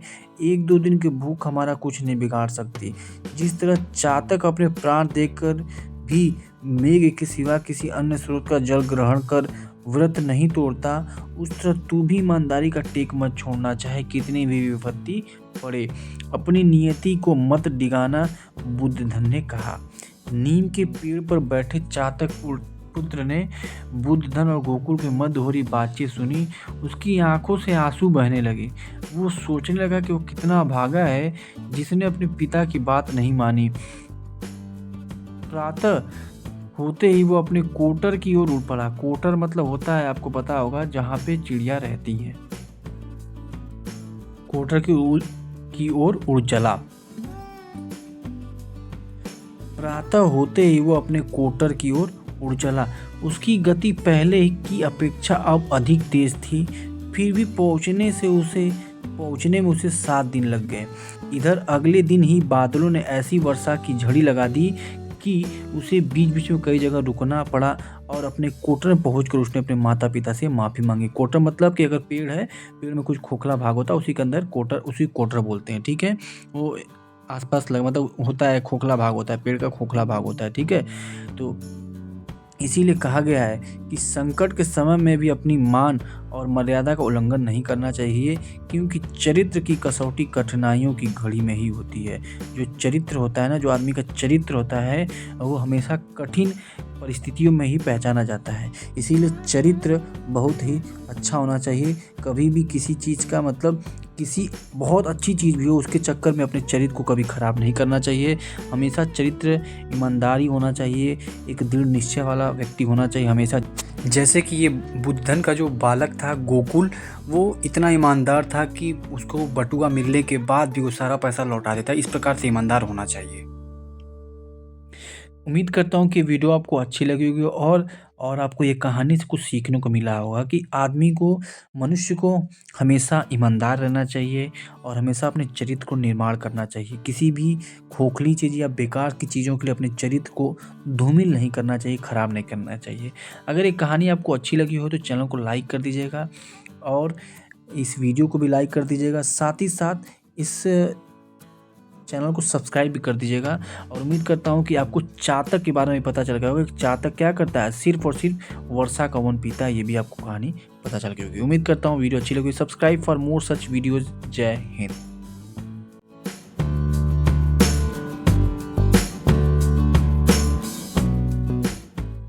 तो आज की जो कहानी है बहुत ही प्रेरणादायक कहानी है, जो कि बालक चंद्रगुप्त मौर्य। आप सभी लोग चंद्रगुप्त मौर्य का नाम जरूर सुने होंगे। उनका बालकपन, उनका जो बचपना था वो कैसा था। वो बहुत ही ज़्यादा बुद्धिमान और बहुत ही अच्छे बच्चों में कहे जाते थे, बहुत ही तेज़ तर्रार वो बच्चों में गिने जाते थे। तो आज उनकी कहानी हम लोग पढ़ेंगे, समझेंगे। तो चलिए शुरू करते हैं। अगर वीडियो आपको अच्छा लगे तो चैनल को क्या करना है, आप सभी को सब्सक्राइब कर लेना है और इस वीडियो को लाइक कर लेना है। तो चलिए शुरू करते हैं बालक चंद्रगुप्त की कहानी। तो पाटलिपुत्र सम्राट महापद्म नंद के अत्याचार से मगध कांप रहा था। मौर्य सेनापति को सम्राट ने बंदी बना लिया था, जिसके कारण उसके परिवार का जीवन बड़ी कठिनाइयों से बीत रहा था। सेनापति का परिवार एक असाधारण से मकान में रह रहा था। सेनापति के घर के सामने ही एक बालक कई अन्य लड़कों के साथ खेल रहा था। उनमें से कुछ लड़के प्रजा बने थे और कुछ पदाधिकारी, और स्वयं वह राजा बना था। वह बालक कुछ लड़कों को राजा की भांति सजा का आदेश देता और कुछ इनाम भी देने का अभिनय करता था। उस समय एक ब्राह्मण वहाँ से गुजर रहे थे, जिनका नाम चाणक्य था। वे बहुत ही प्रकांड विद्वान थे। वो कैसे विद्वान थे? बहुत ही, चाणक्य के बारे में आप सभी लोग जानते हैं, वो बड़े प्रकांड विद्वान थे, बहुत ही विद्वान व्यक्ति थे चाणक्य जी। उनकी बुद्धिमत्ता के चर्चे पूरे राज्य में थे। उन्होंने बालक चंद्रगुप्त की राज क्रीड़ा बड़े ध्यान से देखी और फिर उनके मन में कुछ विनोद करने का सूझा। उन्होंने एक ब्राह्मण के रूप में उस बालक राजा के पास जाकर बोला, हे राजन, मुझे दूध पीने के लिए कुछ गाय को जरूरत है, क्या मिल सकती है?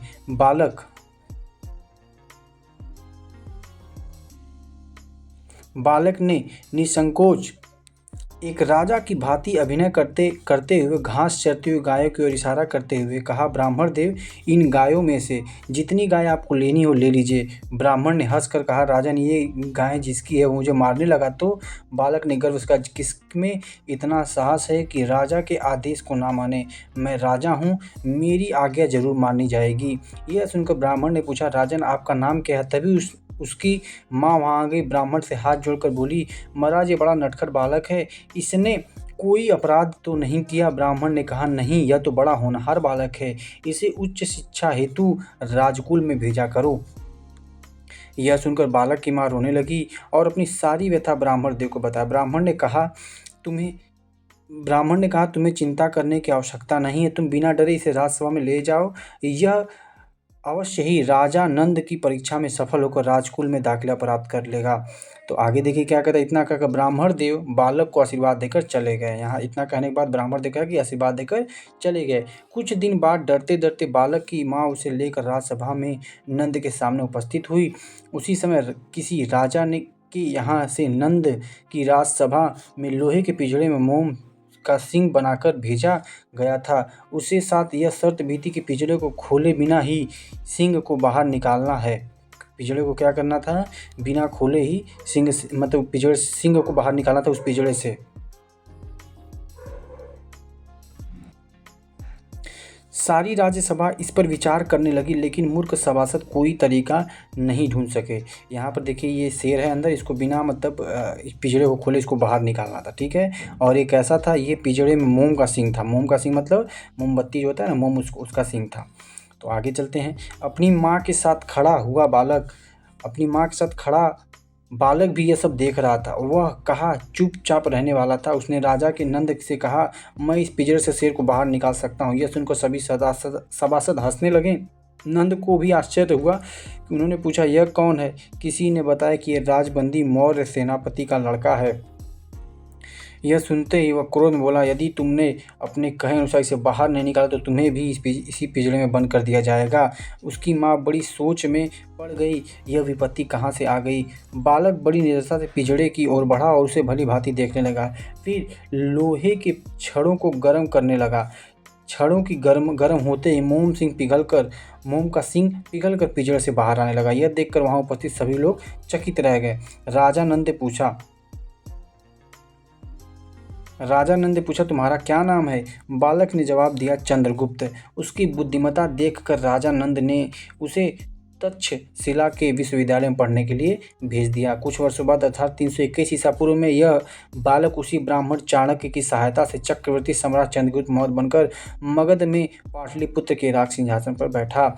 अपने पराक्रम और शौर्य के बल से उसने सिकंदर के यूनानी साम्राज्य के आतंक को भी भारत से खत्म कर दिया था। तो उम्मीद करता हूँ कि ये कहानी आपको बहुत ही अच्छा लगा होगा। ये चक्रवर्ती सम्राट चंद्रगुप्त मौर्य की कहानी थी और बचपन से लेकर के जवानी तक, ये जब तक चंद्रगुप्त मौर्य जिए थे, वो एक बहुत ही शौर्य और बहुत ही पराक्रम वाले व्यक्ति थे। और बचपन में भी वो बहुत ही ज़्यादा बुद्धिमान और बहुत ही अच्छे बच्चों में कहे जाते थे। बहुत ही तेज़ था उनका जो बुद्धि था वो बहुत ही तेज़ तर्रार था बचपन से ही लेकर।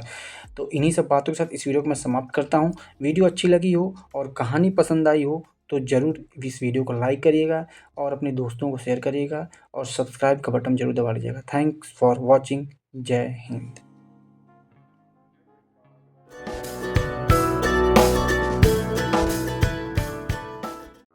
आज की जो कहानी है वो धूर्त भेड़िया से संबंधित है, जो कि एक बहुत ही प्रेरणादायक कहानी है। धूर्त भेड़िया एक हाथी को किस तरीके से अपने जाल में फंसाता है और उसके साथ विश्वासघात करता है। जैसे कि ये धूर्त भेड़िया आज है, वैसे ही आज भी समाज में कुछ ऐसे ही मनुष्य के रूप में बहुत सारे धूर्त भेड़िया हैं जो लोगों को बहलाकर फुसलाकर उनके साथ विश्वासघात करते हैं। इस कहानी से हमें यही शिक्षा मिलती है। तो चलिए आज ये कहानी हम लोग शुरू करते हैं। और कहानी मैं शुरू कर रहा हूँ। आपको अगर ये कहानी अच्छी लगे तो इसको लाइक ज़रूर कर दीजिएगा और शेयर ज़रूर कर दीजिएगा और चैनल पर नए हैं तो सब्सक्राइब भी ज़रूर कर दीजिएगा। तो चलिए शुरू करते हैं। आज धूर्त भेड़िया की कहानी पढ़ेंगे। किसकी? धूर्त भेड़िया की। ब्राह्मण नामक एक वन था, उसमें कपूर तिलक नाम का एक बलशाली हाथी रहता था। देह और शक्ति में सबसे बड़ा होने से वन में उसका बहुत रौब था। उसे देख बाकी सभी पशु पक्षी उससे दूर ही रहते थे। जब भी कपूर तिलक भूखा होता तो अपनी सूंड से पेड़ की टहनी आराम से तोड़ता और पत्ते मजे से खा लेता और तालाब के पास जाकर पानी पीता और पानी में बैठा रहता था। एक तरह से वह उस वन का राजा ही था, कहे बिना सब पर उसका रौब था। वैसे ना वह किसी को परेशान करता था और ना ही किसी के काम में दखल देता था। फिर भी कुछ जानवर उससे जलते थे, खासकर जंगल के भेड़ियों को यह बात अच्छी नहीं लगती थी। जो भेड़िया थे, ये सब भेड़िया देख रहे हैं, उनको ये बात अच्छी नहीं लगती थी। उन सब ने मिलकर सोचा कि किसी तरह से इस हाथी को सबक सिखाना चाहिए और इसे अपने रास्ते से हटा देना चाहिए। उसका इतना बड़ा शरीर है, उसे मार कर उसका मांस भी हम काफ़ी दिनों तक खा सकते हैं। ऐसा कौन सोच रहा है? ऐसा भेड़िया सोच रहे हैं। लेकिन इतने बड़े हाथी को मारना कोई बच्चों का खेल नहीं। किसमें है यह हिम्मत कि इस हाथी को मार सके? उनमें से एक भेड़िया अपनी गर्दन ऊंची करके बोला कि उससे लड़ाई करके तो मैं उसे नहीं मार सकता, लेकिन अपनी बुद्धिमत्ता से उसे जरूर मारने में कामयाब हो सकता हूँ। यह सब बात बाकी भेड़ियों ने सुनी तो सब खुश हो गए और सबने उसे अपनी करामात दिखाने की इजाज़त दे दी। चतुर भेड़िया हाथी कपूर तिलक के पास गया और बोला कि प्रणाम, आपकी कृपा हम सब पर सदा बनी रहे। कपूर तिलक ने पूछा, कौन हो भाई तुम? कहाँ से आए हो? मैं तो तुम्हें जानता भी नहीं। मतलब मैं तुम्हें नहीं जानता, मेरे पास किस काम से आए हो? भेड़िए ने कहा, महाराज मैं एक भेड़िया हूँ, मुझे जंगल के सारे प्राणियों ने आपके पास भेजा है। जंगल के जितने प्राणी हैं उन्होंने क्या किया है?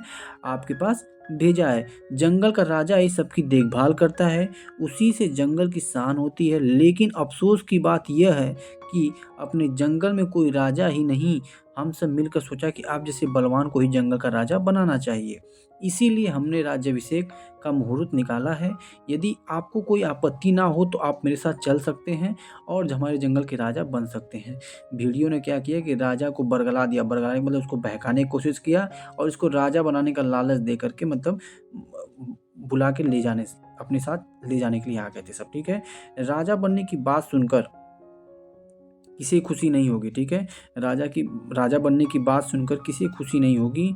कपूर तिलक भी खुश हो गया।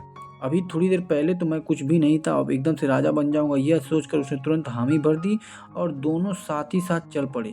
भेड़िया कहने लगा, मुहूर्त का समय नज़दीक आ रहा है, हमें जरा जल्दी चलना होगा। भेड़िया जोर जोर से भागने लगा और उसके पीछे कपूर तिलक भी जैसे बन पेड़ पड़े भागने की कोशिश में लगा रहा। बीच में एक तालाब आया। उस तालाब में ऊपर ऊपर तो पानी दिखता था लेकिन नीचे काफ़ी दलदल था।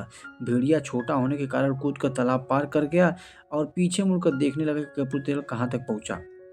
कपूर तिलक अपना भारी शरीर लेकर जैसे ही तालाब में जाने लगा तो दलदल में फंसता ही चला गया। निकल ना पाने के कारण वो भेड़ियों की आवाज़ लगाने लगा, अरे दोस्त मेरी जरा मदद करो, मैं इस दलदल से निकल नहीं पा रहा हूँ। तो इन सभी के चाल में, भेड़ियों के चाल में क्या हो गया, वो कपूर तिलक जो हाथी था वो फंस गया। लेकिन भेड़ियों का जवाब तो अलग ही आया, अरे मूर्ख हाथी, मुझ जैसे भेड़ियों को तुमने यकीन तो किया लेकिन अब भुगतो और अपनी मौत की घड़ियों को गिनते रहो, मैं तो चला। यह करके भेड़िया खुशी से अपने साथियों को खुशखबरी देने के लिए दौड़ पड़ा। बेचारा कपूर तिलक, इसीलिए कहा गया किसी पर तुरंत विश्वास नहीं करना चाहिए। इस कहानी से हमें बहुत ही बड़ी शिक्षा मिलती है कि किसी के ऊपर विश्वास नहीं करना चाहिए, क्योंकि कोई भी अच्छा बन करके आपको क्या कर सकता है, लूट सकता है, आपको फंसा सकता है, आपको बर्बाद कर सकता है। इसीलिए किसी विश्वास एक बहुत ही महंगी चीज़ है। आप सब पर इसका भरोसा मतलब विश्वास नहीं कर सकते हैं।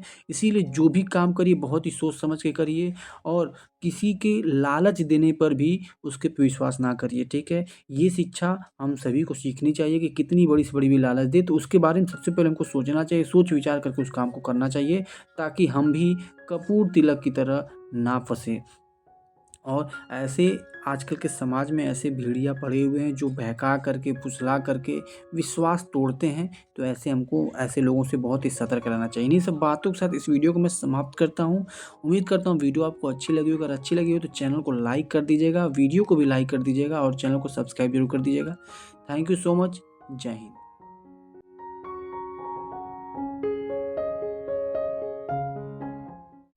आज की जो कहानी वो हिंदी कहानी है जिसका नाम क्या है, टूटा किनारा। तो कैसे एक व्यक्ति अपने गांव में नदी का जो किनारा टूट जाता है तो कैसे उस किनारे को मतलब बंद करने की कोशिश करता है। बहुत ही अच्छी कहानी, इसको आप देखिए, सुनिए और पढ़िए, बहुत ही मज़ा आएगा। तो चलिए शुरू करते हैं। अगर ये कहानी अच्छी लगे तो चैनल को सब्सक्राइब कर लीजिएगा और इस वीडियो को लाइक ज़रूर कर लीजिएगा। तो आज की जो कहानी है बहुत ही बेहतरीन कहानी है, टूटा किनारा। चलिए इस बारे में इस कहानी को पढ़ते हैं। बहुत पुराने ज़माने की बात है। एक गरीब किसान था, उसके पास अपनी ज़मीन नहीं थी, इसीलिए वह दूसरों के खेतों में काम करने के लिए चला जाता और रात के अंधियारे पर घर लौटता। मतलब बहुत पुराने ज़माने की बात है। एक गरीब किसान था जो दूसरे घर जाकर क्या करता था, काम करता था और रात के अंधियारे में घर लौटता था। उसके परिवार में 2 छोटे छोटे बच्चे और पत्नी थी। वे सभी बीमार थे। रिश्तों का एक अनाथ बच्चों का पालन पोषण भी वह कर रहा था। कमाने वाले हाथ केवल 2 थे और खाने वाले मुंह 5। मतलब कमाने वाले सिर्फ 2 हाथ थे और खाने वाले कौन थे, 5 लोग थे। किसान पत्नी का इलाज नहीं करा पा रहा था। उसके लिए रोटियां जुटाना एक कठिन था। फिर इलाज के पैसे कहाँ से आते। गांव के पास घना वन था, जैसा आप देख सकते हैं पूरी परिवार है। ठीक है, वहाँ एक प्राचीन मंदिर था, उसमें एक साधु रहते थे। उनका बड़ा नाम था। उनकी सिद्धियाँ चारों ओर चर्चा थी। उनकी जो सिद्धियाँ थी उनके चारों ओर चर्चा थी। किसान श्रद्धालु तो था, परंतु उसके पास भजन कीर्तन में जाने का समय ही कहाँ बच पाता था। दिन भर का थका घर आता तो पता ही नहीं चलता था कि कब नींद आ गई। सुबह चिड़ियों को चहचहाने पर आंखें खुलती और वह खेतों की ओर निकल जाता। किसान को हमेशा अफसोस होता था कि भगवान की पूजा के लिए भी समय नहीं निकाल पा रहा हूँ। भगवान की पूजा के लिए भी समय नहीं निकाल पा रहा हूँ। वो सोचता रहता कि यह जन्म तो यूं ही बीता जा रहा है, क्या अगला भी ऐसे ही बीतेगा? यह जन्म तो ऐसे बीता जा रहा है, बिना भगवान की पूजा पाठ के बस सिंपल सा जिम लाइफ करती चली जा रही है, क्या अगला जन्म भी ऐसे ही बीतेगा? ऐसा मन में विचार कर रहा था, सोच रहा था। इसी तरह वर्षों बीत गए। किसान बूढ़ा हो चला। अब उससे खेतों में पर भी काम ना हो पाता था, फिर भी गुजारा तो करना ही था। मरता जीता किसी तरह से 2 समय की रोटी का जुगाड़ करता रहता। इतने प्राणियों के लालन पालन की समस्या जो थी, एक बार मूसलाधार बारिश हो रही थी। गांव के पास बहती नदी में बाढ़ आ गई। दूसरी दिन नदी का किनारा टूट गया। क्या हुआ? नदी का किनारा टूट गया। जो जैसे नदी बह रही है, जब बाढ़ आ जाता है तो इसके किनारे के क्या होते हैं, जो मट्टी क्या होती है, कट जाती है, इसको कटान भी बोलते हैं। तो क्या हो गया? टूट गया। पानी गांव की ओर वेग से आने लगा। पानी जो है जब कटा यहाँ से, तो क्या हुआ? गांव की तरफ बहुत तेजी से आने लगा। पानी गांव में घुसा तो सब साधु के पास दौड़े दौड़े आए और बोले, अब आप ही हमारी रक्षा करें, हमारा गांव डूब रहा है। यदि और पानी आया तो हमारे पशु बह जाएंगे, खेत खलिहान डूब जाएंगे। ये सब कौन? सब गांव वाले कह रहे हैं। किससे? साधु से। साधु को अपनी सिद्धियों पर पूरा भरोसा था। वह गांव के लोगों के साथ नदी की ओर चल दिए। ज्यों ही साधु नदी पर पहुंचे, उन्होंने अचरज से देखा कि बूढ़ा किसान अपने सारे परिवार के साथ टूटे किनारे पर मिट्टी डाल रहा है। घनघोर वर्षा हो रही, किंतु वर्षा की बूंदें शरीर पर न टिकती थी, फिसल कर नीचे गिर पड़ती थी। साधु ने अचरज से आंखें मली और ढेरों सिद्धियां उसके पास हैं, मगर ऐसा एक भी नहीं वर्षा में शरीर ना भीगे, कपड़े ना भीगे। यह कोई मामूली सिद्धि नहीं है। उसे लगा कि यह गरीब दिखने वाला किसान कोई बड़ा सिद्ध है। इसको क्या लगा कि गरीब दिखने वाला किसान क्या है? बहुत बड़ा सिद्ध व्यक्ति है। अगले दिन सुबह होने से पहले वह उठा और सीधा वहां पहुंचा जहां किनारा टूटा था। गांव वाले ने एकजुट प्रयास ने स्थिति को अधिक बिगड़ने से बचा लिया था। वहां पहुंचकर साधु की आंखें बूढ़े किसान को ढूंढने लगी। वह उसे एक और बैठा मिल गया। कहीं बाढ़ का खतरा बढ़ गया तो सभी लोग बह जाएंगे, यह सोचकर वह एक पल के लिए भी सो ना पाया था। साधु को देखते किसान उसके चरणों में झुकने लगा, किंतु साधु ने उसे दोनों बाहों में समेट लिया और बोला, यह क्या कर रहे हो? मैं इतने वर्षों तुम्हें देख रहा हूँ, तुम्हें एकमात्र व्यक्ति हो जो कभी भी मेरे मंदिर नहीं आए। किसान ने हाथ जोड़कर कहा, मैंने इस जीवन में कुछ भी तो नहीं किया, ना दान पुण्य, ना पूजा पाठ, सारी जिंदगी यूं ही नष्ट कर डाली। नहीं, तुम ऐसा क्यों सोचते हो? तुम्हारे पास जो सिद्धि है वो मेरे पास भी नहीं। तुमने मुझसे भी अधिक तप किया होगा। साधु बोला।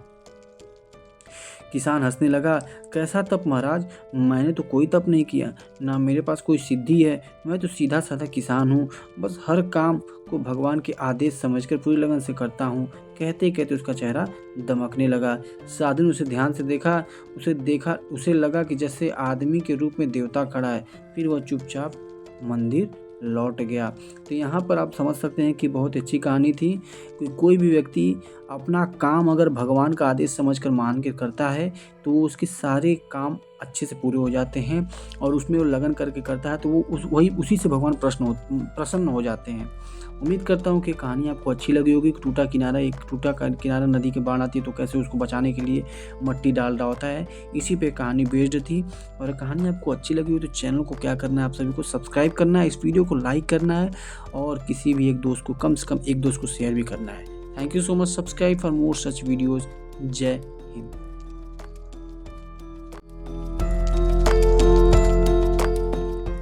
आज की जो कहानी है वो एक बहुत ही बेहतरीन और बहुत ही सुंदर कहानी है, जो कि एक हाथी से संबंधित है, जिसका नाम क्या था? मोती था। तो वो मोती कैसे पागल हाथी बना और बाद में फिर वो बहुत ही अच्छा हाथी बन जाता है। तो इसी पर ही बेस्ड कहानी, जो कि बहुत ही अद्भुत और बहुत ही अच्छी कहानी है। और इस हाथी का जो नाम था वो क्या नाम था? मोती नाम था। अब मोती क्यों नाम रखा गया था? क्योंकि ये बहुत ही अच्छा हाथी था। लेकिन बाद में इस हाथी को लोग पागल भी कहने लगे थे। इसलिए पागल कहने लगे थे क्योंकि ये कभी कभी गुस्से की वजह से बहुत ही ज़्यादा दिक्कत पैदा करता था और अपने ही महावत को क्या किया था? मौत के घाट उतार दिया था, जिसके कारण राजा ने उसे क्या किया था? बंदी बना लिया था। तो उम्मीद करता हूँ कि ये कहानी आपको बहुत ही अच्छी लगेगी। जैसा कि आप इस फिगर में देख सकते हैं, इस फोटो में देख सकते हैं कि हाथी कैसे थोड़ा सा पागलपन की स्थिति में आ चुका है। और इस कहानी से हमको बहुत ही अच्छी सीख मिलती है कि कैसे कोई व्यक्ति या कोई जानवर गुस्से में कुछ गलतियां कर बैठता है, फिर बाद में वो अपनी कुछ अच्छी चीज़ों की वजह से फिर से अच्छा बन सकता है, अगर वो अच्छा कोशिश करे कि हम अच्छा बनना चाहते हैं तब।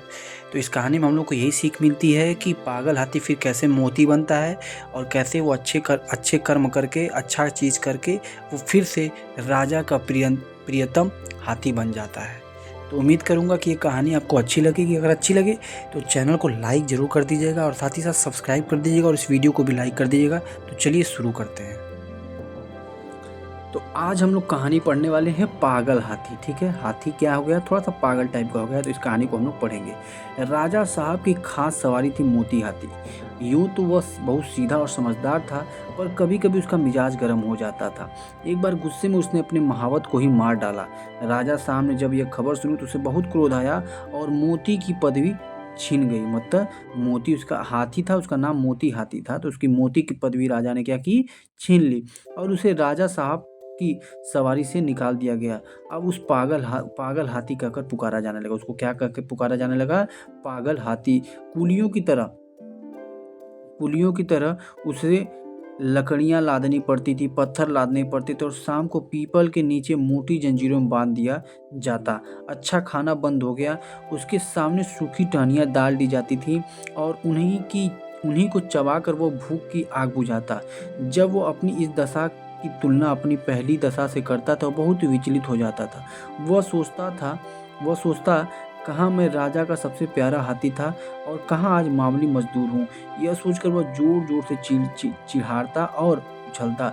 एक दिन उसे इतना क्रोध आया कि उसने लोहे की जंजीर तोड़ डाली और जंगल की तरफ भागा। थोड़े ही दूर पर एक नदी थी। मोती ने पहले उस नदी में जाकर खूब नहाया, फिर वहां से जंगल की ओर चला। क्या हुआ, वहां पर नहाया, जैसे यहाँ पर देखिए बांधा गया है और ये सब सूखे खिलाए जा रहे हैं। लोहे की जंजीर तोड़कर जंगल की ओर भागा। थोड़ी ही दूर पर एक नदी थी। मोती ने सब पहले उस नदी में जाकर खूब नहाया, फिर वहां के जंगल की ओर चला। इधर राजा साहब के आदमी उसे पकड़ने के लिए दौड़े, मगर मारे डर के कोई उसके पास ना जा सका। जंगल में पहुंचकर वह सबके अपने साथियों को ढूंढने लगा। जब वह कुछ दूर और आगे बढ़ा तो हाथियों ने उसके गले में रस्सा और पांव की टूटी जंजीर देखकर मुंह फेर लिया। उनका मतलब शायद था कि तुम गुलाम तो थे ही, अब नमक हराम गुलाम हो। तुम्हारी जगह इस जंगल में नहीं है। जब तक वे आंखों से ओझल ना हो जाए, मोती वहीं खड़ा रहा, वहीं ताकता रहा। फिर न जाने क्या सोचकर भागता हुआ महल की ओर चला। फिर पता नहीं क्या सोचकर जो हाथी था वो महल की ओर भाग चला। वह रास्ते में ही था कि उसे देखा राजा साहब शिकारियों के साथ घोड़े पर चले आ रहे थे और वह फौरन एक बड़ी चट्टान की आड़ में छिप गया। धूप तेज थी। राजा साहब जरा दम लेने के लिए घोड़े से उतरे। अचानक मोती आड़ से निकल पड़ा और गरजता हुआ राजा साहब की ओर दौड़ा। राजा साहब घबरा कर भागे और एक छोटी झोपड़ी में घुस गए। जरा देर बाद वो मोती पहुंचा। उसने राजा साहब के अंदर घुसते देख लिया था। पहले तो उसने अपनी सूंड से ऊपर का छप्पर गिरा दिया, फिर उसे पैरों से रथ को चूर चूर कर डाला। भीतर राजा साहब का मारे डर के बुरा हाल था। जान बचने की कोई आशा न थी। आखिर जब कुछ ना सूझी तो वह जान पर खेलकर पीछे दीवार पर चढ़ गए और दूसरी तरफ से कूद भाग निकले। मोती द्वार पर खड़ा छप्पर रौंद रहा था और सोच रहा था कि दीवार को कैसे गिराऊं। आखिर उसने धक्का देकर दीवार गिरा दी। आखिर क्या किया, जो मिट्टी की दीवार पागल हाथी का धक्का क्या सहती। मगर जब राजा भीतर ना मिले तो उसकी बाकी दीवार भी गिरा दी और जंगल की तरफ चला गया। घर लौटकर राजा साहब ने ढिंढोरा पिटवा दिया कि जो आदमी मोती को जिंदा पकड़ लाएगा उसे 1000 रुपये इनाम दिया जाएगा। कई आदमी इनाम की लालच में उसे पकड़ने के लिए जंगल में गए, मगर उनमें से एक भी ना लौटा। मोती के महावत का एक लड़का था, उसका नाम था मुरली। उसका क्या नाम था, मुरली था। अभी वह कुल 8-9 बरस का था और इसीलिए राजा साहब दया करके उसे और उसकी माँ को खाने और पहनने के लिए कुछ खर्च दिया करते थे। मुरली था तो बालक हिम्मत का धनी था। वह कमर कसकर मोती पकड़ कर लाने के लिए तैयार हो गया और माँ ने बहुत समझाया और लोगों ने भी मना किया, मगर उसने किसी एक की ना सुनी और जंगल की ओर चल दिया। जंगल पहुंचकर उसने एक घना पेड़ देखा और उस पर चढ़कर बैठ गया और जंगल में गौर से इधर उधर देखने लगा। आखिर उसे देखा कि मोती सिर झुकाए उसी पेड़ की ओर चला आ रहा है। उसकी चाल में से ऐसा मालूम होता है कि उसका मिजाज ठंडा हो गया है। ज्यों ही मोती उस पेड़ के नीचे आया, उसने पेड़ के ऊपर से पुचकारा। मोती। मोती इस आवाज़ को पहचानता था। वह वहीं रुक गया और सिर उठाकर ऊपर की ओर देखने लगा। मुरली को देखकर वह पहचान गया कि यह वही मुरली था जिसे वह अपनी सूंड से उठाकर अपने मस्तक पर बिठा लेता था। मैंने इसके बाप को मार डाला है, यह सोचकर उस बालक पर दया आ गई। खुश होकर सूंड हिलाने लगा। मुरली उसके मन का भाव पहचान गया। वह पेड़ से नीचे उतरा और उसकी सूंड को थपकियां देने लगा। फिर उसे बैठने का इशारा किया। मोती बैठा नहीं, मुरली को अपनी सूंड पर उठाकर पहले की ही तरह अपने मस्तक पर बिठा लिया और राजमहल की ओर चल पड़ा।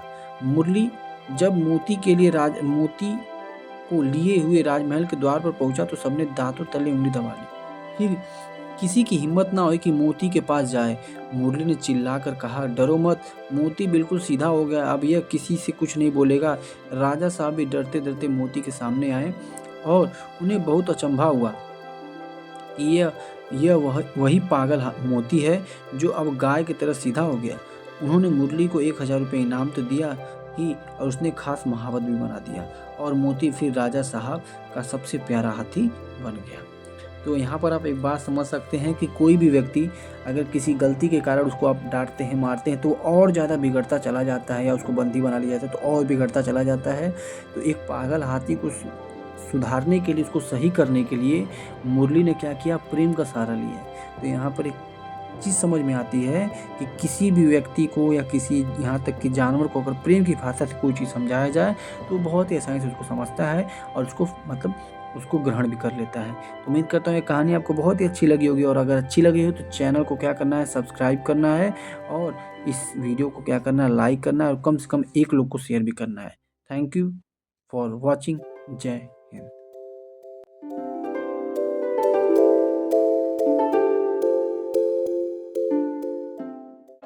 आज की जो कहानी वो एक हिंदी कहानी जिससे हमें बहुत ही अच्छी शिक्षा भी मिलती है, और ये मकर संक्रांति से रिलेटेड कहानी है, और इस कहानी का नाम क्या है, पतंगबाजी का आयोजन। ये कहानी आपको बहुत अच्छी लगेगी और आपको बहुत ज़्यादा पसंद भी आएगी। अगर पसंद आए तो चैनल को सब्सक्राइब कर लीजिएगा और इस वीडियो को लाइक कर दीजिएगा। तो चलिए शुरू करते हैं। आज का जो कहानी है, पतंगबाजी का आयोजन, बहुत ही अच्छी कहानी है, इसको भी पढ़ते हैं। बहुत समय पहले की बात है, महाराष्ट्र में एक जगह एक गुरु का आश्रम था। दूर दूर से विद्यार्थी उनके पास अध्ययन करने के लिए आते थे। इसके पीछे का कारण यह था कि गुरुजी नियमित शिक्षा के साथ साथ व्यवहारिक शिक्षा पर भी बहुत जोर देते थे। उनके पढ़ाने का तरीका भी बड़ा अनोखा था। वे हर बात को उदाहरण देकर समझाते थे। मतलब गुरुजी थे जिनका आश्रम था, बहुत ही अच्छे गुरु थे जो कि सबको एक अच्छे तरीके से पढ़ाते थे और हर बात को क्या करते थे, एक उदाहरण देकर समझाते थे, जिससे शिष्य उनका गूढ़ अर्थ समझकर उसे आत्मसात कर सके। वे शिष्यों के साथ विभिन्न विषयों पर शास्त्रार्थ भी करते थे। शास्त्रार्थ का मतलब कि क्या करना, आपस में बातचीत करना, किसी चीज़ पे वाद विवाद करना, मतलब बातों का आदान प्रदान करना, ताकि जीवन में यदि उसे किसी से शास्त्रार्थ करना पड़े तो वे कमजोर सिद्ध ना हो। आगे चलते हैं। एक बार एक शिष्य गुरु के पास आया और बोला, गुरुजी, आज मैं आपसे शास्त्र करना चाहता हूँ। शास्त्र मतलब होता है ना, वही बातचीत करना चाहता हूँ, बहस करना चाहता हूँ। एक प्रकार से बहस का मतलब पॉजिटिव बहस। गुरुजी बोले, ठीक है, लेकिन किस विषय पर? शिष्य बोला, आप अक्सर कहते हैं कि सफलता की सीढ़ियाँ चढ़ चुके मनुष्य को नैतिक मूल्य नहीं त्यागने चाहिए, उसके लिए श्रेष्ठ संस्कार रूपी बंधनों में बंधा होना आवश्यक है। जबकि मेरा मानना है कि एक निश्चित ऊंचाई पर पहुंचने के बाद मनुष्य को इन बंधनों से मुक्त होना आवश्यक है, अन्यथा मूल्यों और संस्कारों की बेड़ियां उसको आगे की प्रगति में बाधक बनती है। इसी विषय पर मैं आपके साथ शास्त्रार्थ करना चाहता हूँ।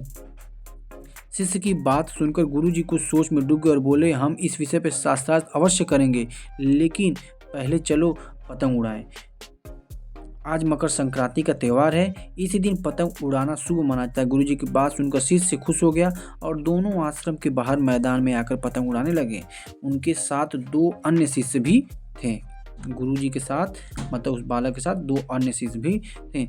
जब पतंगे एक निश्चित ऊंचाई तक पहुंच गईं तो गुरुजी शिष्य से बोले, क्या तुम बता सकते हो कि यह पतंगे आकाश में इतनी ऊंचाई तक कैसे पहुंची? शिष्य बोला, गुरुजी हवा के सहारे उड़कर यह ऊंचाई तक पहुंच गई। गुरुजी ने फिर पूछा, अच्छा तो फिर तुम्हारे अनुसार इसमें डोर की कोई भूमिका नहीं? शिष्य बोला, ऐसा मैंने कब कहा? प्रारंभिक अवस्था में डोर ने ही कुछ भूमिका निभाई है, लेकिन एक निश्चित ऊंचाई तक पहुंचने के बाद पतंग को डोर की आवश्यकता नहीं रहती। अब तो और आगे ऊंचाइयों को वह हवा के सहारे प्राप्त कर सकता है। अब देखिए गुरुजी, डोर तो इसके प्रगति में बाधक ही न बन रही है। जब तक मैं इसे ढील नहीं दूंगा यह आगे नहीं बढ़ सकती। देखिए इस तरह मेरी आज की बात सिद्ध हो गई, आप इसे स्वीकार करें। शिष्य के प्रश्न का गुरुजी ने कुछ जवाब नहीं दिया और बोले, चलो इसे अब पेच लड़ाएं। इसके पश्चात दोनों पेच लड़ाने लगे। ऐसा लग रहा है कि जैसे आसमान में पेच नहीं लड़ रहे बल्कि दोनों के बीच पतंगों के माध्यम से शास्त्र चल रहा है। अचानक एक गोता देकर गुरु ने शिष्य की पतंग को काट दिया। कुछ देर हवा में झूलने के बाद पतंग जमीन पर आ गिरी। इस पर गुरु ने शिष्य से पूछा, पुत्र क्या हुआ, तुम्हें पतंग तो जमीन पर आ गिरी? तुम्हारे अनुसार तो आसमान में और भी ऊंचाई छूना चाहिए था, जबकि देखो मेरा पतंग अभी भी अपनी ऊंचाई पर बनी हुई है, बल्कि डोर की सहायता से यह और भी ऊंचाई पर जा सकती है। अब क्या कहते हो तुम? शिष्य कुछ नहीं बोला, वह शांत भाव से सुन रहा था। गुरुजी ने आगे कहा, दरअसल तुम्हारी पतंग ने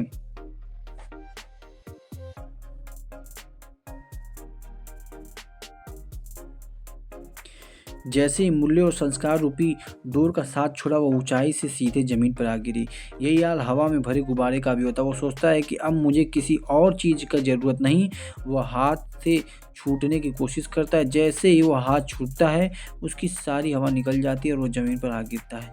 गुब्बारे को भी डोरी की ज़रूरत होती है, जिससे बंधा होने पर वह फूले हुए आकार का बनाए रख पाता है। इसी तरह जो हवा रूपी झूठे आधार के सहारे टिके रहते हैं उनकी यही गति होती है। शिष्य को गुरु की सारी बात समझ में आ चुकी थी। पतंगबाजी का प्रयोजन भी शास्त्र के एक अनोखे प्रयोग से अभिभूत वो अपने गुरु के कदमों में गिर पड़ा। गुरु जी ने उसे आशीर्वाद देते हुए कहा कि यह मकर संक्रांति का सच्चा ज्ञान है। आज इसे तुम्हारे जीवन का सूर्य भी उत्तरायण की ओर गति करे और बढ़ते दिनों की तरह तुम जीवन में हर क्षेत्र में उन्नति करो। ये कहानी से हम लोग को कितनी अच्छी सीख मिलती है कि कोई कितनी भी ऊंचाई पर व्यक्ति पहुंच जाए उसको हमेशा मूल्यों और संस्कारवान होना चाहिए, तभी वो और अच्छा से और ऊंचाई पे जा सकता है। और अगर ऊंचाई में जाने के बाद अगर व्यक्ति को अहंकार आ जाता है, घमंड आ जाता है, तो उस पतंग की तरह वो कट कर जमीन पर आकर गिर पड़ता है। तो इस कहानी से हमको यही सीख मिलता है कि हमको हमेशा कहीं पर कितनी भी ऊंचाई पर हम लोग सफलता प्राप्ति कर लें, हमको हमेशा संस्कारवान होना चाहिए, अहंकारहीन होना चाहिए, मतलब अहंकार हमारे अंदर नहीं होना चाहिए और लोगों के प्रति एक सद्भावना होनी चाहिए।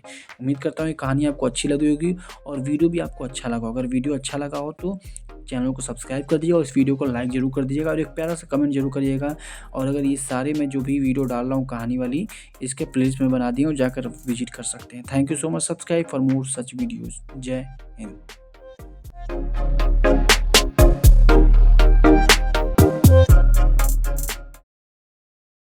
आज की जो कहानी है वो उसका नाम क्या है, ईश्वर अच्छा ही करता है। एक बहुत ही प्रेरणादायक कहानी है। इसका अर्थ ये है कि ईश्वर जो भी करता है वो बहुत ही अच्छा करता है और आपके लिए ही करता है। तो इस कहानी को हम लोग पढ़ेंगे और समझेंगे कि ईश्वर कैसे जो भी करता है वो बहुत अच्छा करता है और इसका क्या अर्थ निकलता है ये भी हम लोग इस कहानी के माध्यम से समझेंगे। वीडियो अगर अच्छा लगे तो चैनल को सब्सक्राइब कर लीजिएगा और इस वीडियो को लाइक ज़रूर कर दीजिएगा। तो चलिए आज की कहानी शुरू करते हैं। ईश्वर अच्छा ही करता है। आज की कहानी का जो नाम है वो क्या है, ईश्वर जो भी करता है वो क्या करता है, अच्छा करता है। बीरबल एक ईमानदार तथा धर्मप्रिय व्यक्ति थे। वह प्रतिदिन ईश्वर की आराधना बिना नागा किए करते थे, मतलब वो हमेशा क्या करते थे, ईश्वर की आराधना करते थे। इससे उन्हें नैतिक व मानसिक बल प्राप्त होता था। वह अक्सर कहा करते थे कि ईश्वर जो भी कुछ करता है मनुष्य के भले के लिए ही करता है। कभी कभी हमें ऐसा लगता है कि ईश्वर हम पर कृपा दृष्टि नहीं रखता, लेकिन ऐसा होता नहीं। कभी कभी तो उसके वरदान को भी लोग साफ समझने की भूल कर बैठते हैं। वो हमको थोड़ी पीड़ा इसीलिए देता है ताकि हम बड़ी पीड़ा से बच सके। एक दरबारी को बीरबल की ऐसी बातें पसंद नहीं आती थी। एक दिन वही दरबारी दरबार में बीरबल को संबोधित करता हुआ बोला, देखो ईश्वर ने मेरे साथ क्या किया। कल शाम को जब मैं जानवरों के लिए चारा काट रहा था तो अचानक मेरी छोटी उंगली कट गई। क्या अब भी तुम यही कहोगे कि ईश्वर मेरे लिए यह अच्छा किया? कुछ देर चुप रहने के बाद बीरबल बोले, मेरा अब भी यही विश्वास है, क्योंकि ईश्वर जो कुछ भी करता है मनुष्य के भले के लिए करता है। यह सुनकर वह दरबारी नाराज हो गया कि मेरी तो उंगली कट गई और बीरबल को इसमें अच्छाई नजर आ रही है। मेरी पीड़ा तो जैसे कुछ भी नहीं। कुछ अन्य दरबारियों ने भी उसके सुर में सुर मिलाया। तभी बीच में हस्तक्षेप करते हुए बादशाह अकबर बोले, बीरबल, हम भी अल्लाह पर भरोसा रखते हैं, लेकिन ये तुम्हारी बात से सहमत नहीं। इस दरबारी के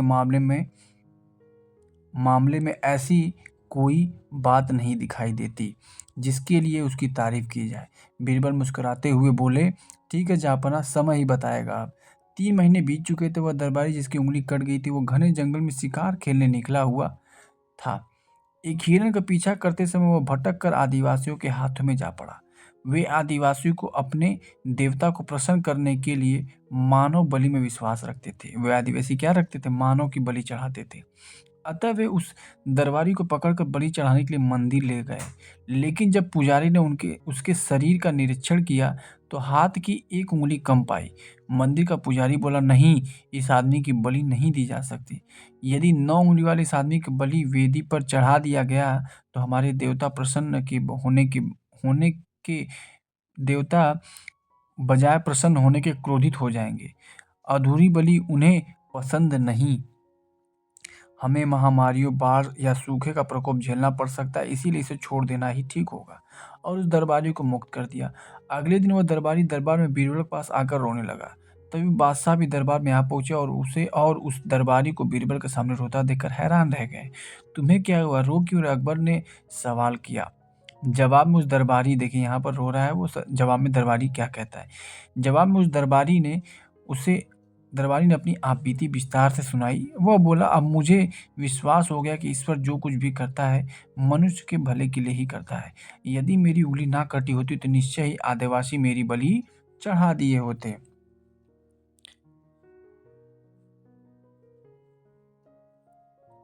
चढ़ा देते, इसीलिए मैं रो रहा हूँ। लेकिन ये आंसू खुशी के हैं। मैं खुश हूँ क्योंकि मैं जिंदा हूँ। बीरबल के ईश्वर पर विश्वास को संदेह की दृष्टि से देखना मेरी भूल थी। अकबर ने मंद मंद मुस्कुराते हुए दरबारियों को ओर देखा और सिर झुकाए चुपचाप खड़े थे। अकबर को गर्व महसूस हो रहा था कि बीरबल जैसा बुद्धिमान उसके दरबारियों में से एक है। तो इस कहानी से हमें ये शिक्षा मिलती है कि अगर आपको अभी किसी प्रकार की कोई कष्ट मिल रहा है तो वो कष्ट का कारण ये भी हो सकता है कि आगे आने वाले समय में आपको कुछ अच्छी चीज़ मिलने वाली है। और यही जैसे उंगली उसकी कटी हुई थी तो उसकी प्राण जा सकते थे अगर उसकी उंगली नहीं कटी थी। तो उंगली कटने का कारण क्या हुआ? एक प्रकार से उंगली कटना उसके लिए अच्छा साबित हुआ। तो कभी कभी क्या होता है कि कोई चीज़ अगर आपके साथ बुरी हो रही है तो हो सकता है कि भविष्य में वो अच्छी चीज़ होना होगा, इसलिए ऐसा चीज़ हो रहा है। तो उम्मीद करते हैं कहानी आपको अच्छी लगी होगी और ये कहानी का तात्पर्य भी आपको समझ में आया होगा कि कैसे ईश्वर जो भी करता है बहुत अच्छा करता है। इन्हीं सब बातों के साथ इस वीडियो को मैं समाप्त करता हूँ। अगर वीडियो अच्छी लगी है तो चैनल को क्या करना है, आप सभी को लाइक करना है, शेयर करना है और सब्सक्राइब भी ज़रूर कर लीजिएगा, ताकि मैं और अच्छे कहानी और अच्छे कंटेंट आपके लिए लाता रहूँ। Thank you so much. जय हिंद।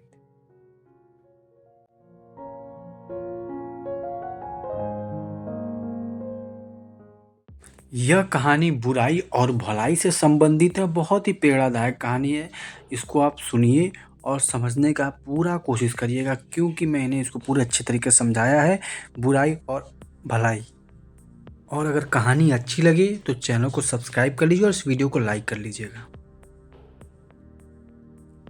तो आज की जो कहानी है वो बुराई और भलाई से रिलेटेड है। बहुत ही अच्छी कहानी है, चलिए इसको सुनते हैं।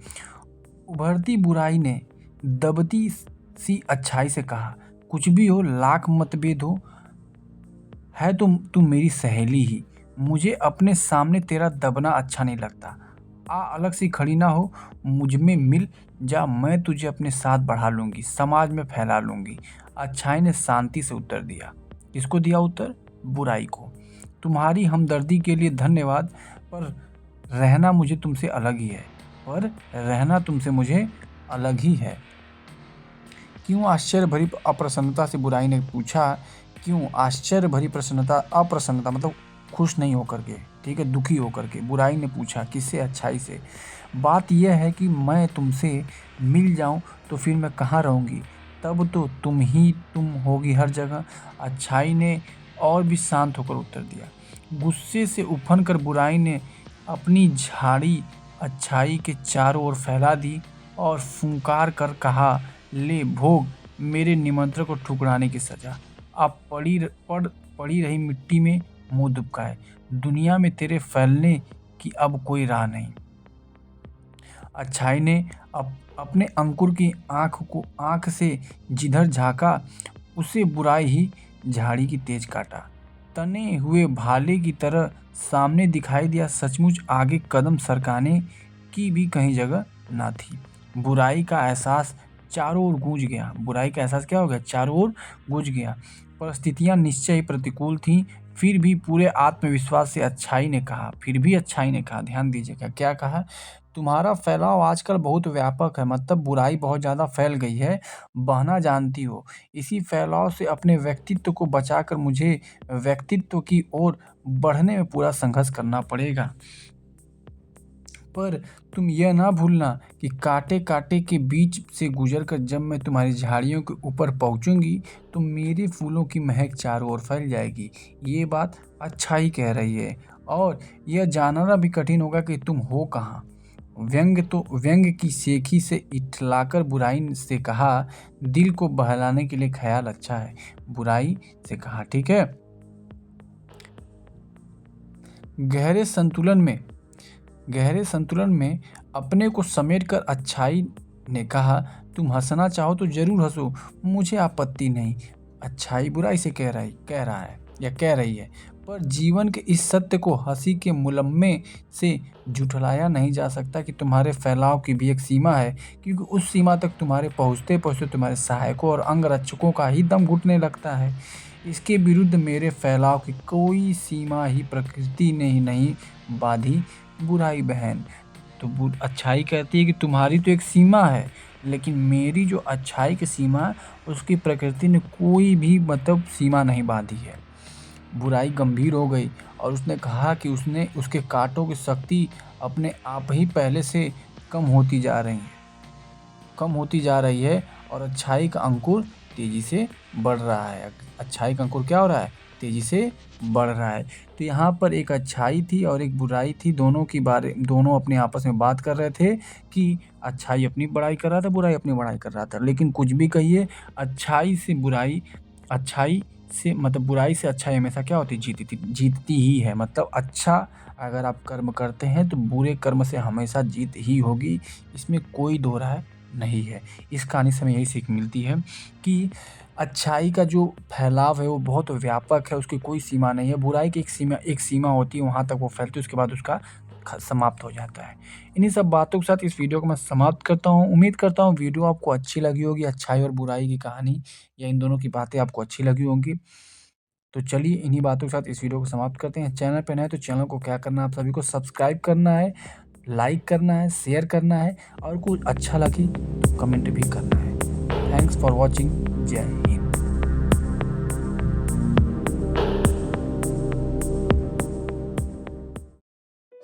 आज की जो कहानी एक बहुत ही अच्छी कहानी, जिसका नाम क्या है, एक घड़ा बुद्धि, जिसमें बीरबल ने अकबर को हारने से बचा लिया था, अपना साम्राज्य हारने से बचा लिया था। इस कहानी में हम लोग यही सीखेंगे बीरबल ने अपने कैसे बुद्धिमत्ता का प्रयोग किया और अकबर को बंदी या हार का सामना नहीं करना पड़ा, सिर्फ और सिर्फ बीरबल की बुद्धिमानी से। इस कहानी में हम लोग यही सीखेंगे। अगर ये कहानी अच्छी लगे तो चैनल को सब्सक्राइब जरूर कर लीजिएगा और इस वीडियो को लाइक जरूर करिएगा।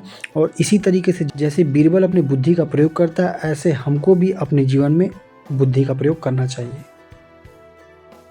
तो आज की कहानी है एक घड़ा बुद्धि। तो चलिए बिना देरी किए इस कहानी को पढ़ते हैं। एक बार किसी राजा ने अकबर के पास अपना दूत भेजा। दूत ने आकर अकबर से कहा, महाराज, हमारे महाराज को एक घड़ा बुद्धि चाहिए। यदि आप हमें एक घड़ा बुद्धि दे देंगे तो हम आपको अपनी हार स्वीकार कर लेंगे, यदि नहीं दे पाए तो अपना राज्य हमें दे दें। एक बार किसी राजा ने अकबर के पास अपना दूत भेजा था और दूत आकर अकबर से क्या बोलता है, जो दूत होता है वो क्या बोलता है, अकबर से बोलता है कि मुझे एक घड़ा बुद्धि दे दीजिए। यह सुनकर बादशाह अकबर चिंता में पड़ गए कि दरबार में बैठे हुए सभासद चुप हो गए, सभी के सिर झुके हुए थे। अकबर ने बीरबल से पूछा, अब क्या करें? बीरबल ने कहा, महाराज चिंता ना करें, मैं 6 महीने में एक घड़ा बुद्धि बना लूंगा। बादशाह ने दूत से कहा, सुनो दूत, हम तुम्हारे महाराज को 6 महीने बाद एक घड़ा बुद्धि भेज देंगे। बीरबल ने बादशाह से 6 महीने की छुट्टी ले ली, साथ ही 6 महीने का वेतन तथा बुद्धि बनाने के लिए 1000 अशरफियाँ भी ले ली। घर आकर दूसरे दिन सुबह बीरबल ने अपने बगीचे में काशी फल के बीज बो दिए। समय आने पर बीज उग आए और काशी फल की बेल पर छोटे छोटे फल लगने लगे। बीरबल ने एक छोटे मुंह वाला पका घड़ा लेकर के उस बेल के पास टेढ़ा करके रख दिया। फिर बेल पर लगे एक छोटे काशी फल को घड़े के मुंह के अंदर कर दिया। धीरे धीरे काशी फल बढ़ने लगा। बढ़ते बढ़ते वो घड़े में पूरी तरीके से फंस गया। जो काशी फल था वो क्या हो गया, उसमें फंस गया। बीरबल ने काशी फल की बेल का वह हिस्सा काट दिया जिससे वो घड़े वाले काशी फल लगा था। फिर घड़े का मुंह अच्छी तरह से बंद कर दिया और घड़े को कपड़े में लपेट कर सजा दिया। और बीरबल ने एक चिट्ठी लिखकर साथ ले ली कि बादशाह को घड़ा और चिट्ठी देकर कहा, लीजिए महाराज, एक घड़ा बुद्धि। अकबर ने अपने दूत के हाथों बुद्धि का घड़ा और चिट्ठी उस राजा के पास भिजवा दी जिसका दूत उनके राज्य में आया था। उस राजा ने कपड़ा हटाकर घड़े को देखा। इसके बाद उसने वह चिट्ठी पढ़ी। उसमें लिखा था, महाराज, यह साधारण घड़ा नहीं बल्कि बुद्धि बनाने का एक अद्भुत यंत्र है। ध्यान रखें, हमारा यंत्र टूटने ना पाए और आप बुद्धि को काट कर ना निकालें, इसे साबुत ही निकाला जाए। बुद्धि निकाल कर आप हमारा यंत्र वापस कर दें। चिट्ठी पढ़कर राजा चकरा गया, क्योंकि घड़े और काशी फल में केवल एक ही साबुत बच सकता था। यदि काशी फल साबुत निकालना था तो घड़ा तोड़ना पड़ता, और अगर घड़ा साबुत रखना था तो काशी फल काटना पड़ता। उस राजा ने अपनी हार मान ली और अकबर ने खुश होकर बीरबल को पुरस्कार दिया। बीरबल की बुद्धिमानी ने अकबर को भयंकर संकट से क्या किया, बचा लिया।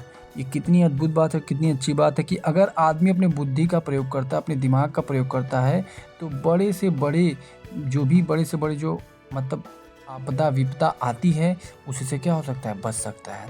तो अकबर के राज्य में एक ऐसी घटना हुई जिसको बीरबल ने बहुत ही सिंपल तरीके से सोचा और अच्छे तरीके से उस पर काम किया, जिसकी वजह से अकबर को हार का मुंह नहीं देखना पड़ा। मतलब वो एक घड़ा बुद्धि लौटा दिया उनको, उस जो राजा से मांगने के लिए आया था अकबर के राज्य में।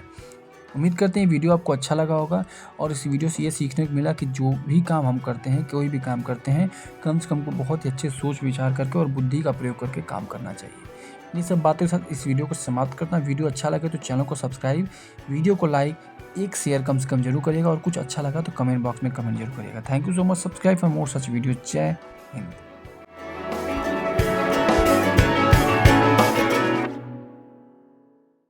तो आज की जो कहानी है वो शहीद बकरी पर है। कैसे कोई बकरी शहीद हो जाती है, इस कहानी में हम लोग सीखेंगे और समझेंगे, जो कि बहुत ही प्रेरणादायक कहानी है, बहुत ही अच्छी कहानी है और इस कहानी में आपको बहुत ही मज़ा भी आने वाला है। तो चलिए शुरू करते हैं। इससे पहले अगर आपको ये वीडियो अच्छा लगे तो वीडियो को लाइक कर दीजिएगा और चैनल को क्या करिएगा, सब्सक्राइब जरूर कर लीजिएगा। तो चलिए शुरू करते हैं आज की बेहतरीन कहानी, शहीद बकरी। ठीक है, नाम सुनकर आपको मजा आ जाएगा कि शहीद बकरी। अब बकरी के सामने शहीद लगा हुआ है। चलिए पढ़ते हैं। हरे भरे पहाड़ पर बकरियां चरने जाती थी। वहां पर एक भेड़िया भी रहता था जिससे दूसरे तीसरे रोज एक ना एक बकरी कम हो जाती। भेड़िए कि इस धूर्तता से तंग आकर चरवाहे ने वहां बकरियों को चराना बंद कर दिया। इधर बकरियों ने भी मौत से बचने के लिए बाड़े में कैद रहकर जुगाली करते रहना ही श्रेष्ठ समझा। लेकिन न जाने क्यों एक युवा नई बकरी को यह बंधन पसंद नहीं आया। अत्याचारी से यूं कब तक प्राण की रक्षा की जा सकेगी। वह पहाड़ से उतरकर बाड़े में कूद सकता है। शिकारी के भय से मूर्ख शुतुरमुर्ग रेत में गर्दन छुपा लेता है, तब क्या शिकारी उसे बख्श देता है? इन्हीं विचारों से ओत-प्रोत वह हसरत भरी नज़रों से पर्वत की ओर देखती रहती। साथियों ने उसे आँखों से समझाने का प्रयत्न किया कि वह ऐसी मूर्खतापूर्ण विचारों को मन में ना लाए। योग्य सदैव से भोगने के लिए ही उत्पन्न होते हैं। योग्य सदैव से ही भोगने के लिए उत्पन्न होते रहे हैं। भेड़ियों के मुंह में हमारा खून लग चुका है, वह अपनी आदत से कभी बाज नहीं आएगा। मतलब भेड़िया बकरी को मारने में मतलब थोड़ा सा भी संकोच नहीं करेगा। लेकिन नई युवा बकरी तो भेड़ियों के मुंह में लगे खून को ही देखना चाहती थी, वह किस तरह झपटता है। यह करतब देखने की उसकी लालसा बलवती हो गई। आखिर एक रोज मौका पाकर बाड़े से वह निकल भागी और पर्वत पर चढ़कर स्वच्छंद विचरती, कूदती, फलांग लगाती दिन भर पहाड़ पर चढ़ती रही। मनमानी कुलेले करती रही। भेड़ियों को देखने की उत्सुकता भी बनी रही, परंतु उसके दर्शन ना हुए। छुरपुटा होने पर लाचार वह जब नीचे उतरने को बाध्य हुई, तो रास्ते में दबे पांव भेड़िया आता हुआ दिखाई दिया। उसकी रक्त रंजित आंखें, लपलपाती जीभ और आक्रमणकारी चाल से वह सब कुछ समझ गई। भेड़िया मुस्कुराकर बोला, तुम बहुत सुंदर और प्यारी मालूम होती है। मुझे तुम्हारी जैसी साथिन की आवश्यकता थी। मैं कई रोज से अकेलापन महसूस कर रहा था। आओ तनिक साथ में पर्वतराज की सैर करें। ये बात कौन बोलता है? ये बात बोलता है वो भेड़िया। बकरी को भेड़िए की बकवास सुनने का अवसर ना था। उसने तनिक पीछे हटकर इतनी जोर से टक्कर मारी कि असावधान भेड़िया संभल ना सका। यदि बीच की भारी पत्थर उसे सहारा न देता तो औधे मुंह नीचे गार में गिर गया होता। भेड़िए की जिंदगी में यह पहला अवसर था कि वह कर्तव्य विमूढ़ सा हो गया। टक्कर खाकर अभी वह संभल ही ना पाया था कि बकरी ने पैने सींग उसके सीने में इतने जोर से लगे कि वह चीख उठा। छत विछत सीने से लहू की बहती धार देखकर भेड़िए के पांव उखड़ गए, मगर एक निरी बकरी के आगे भाग खड़ा होना उसे कुछ जचा नहीं। वह भी साहस बटोरकर पूरे वेग से झपटा। बकरी तो पहले से ही सावधान थी। वह कतरा कर एक ओर हट गई और भेड़ियों के सिर दरख्त से टकराकर लहूलुहान हो गया। लहू को देखकर अब उसे लहू में भी उबाल आया। वह जी जान से बकरी के ऊपर टूट पड़ा। अकेली बकरी उसका कब तक मुकाबला करती? वो उसके दांव पेच देखने की लालसा और उसके अपने अरमान दोनों को पूरा कर चुकी थी। साथियों की अकर्मण्यता की तरह खाती हुई बेचारी ढेर हो गई और पेड़ पे बैठे तोते ने मुस्कुराकर मैना से कहा, भेड़िए से भिड़कर भला बकरी को क्या मिला? मैना ने संगर्व उत्तर दिया, वही जो अत्याचारी का सामना करने पर पीड़ितों को मिलता है। बकरी मर जरूर गई, परंतु भेड़ियों को घायल करके मरी।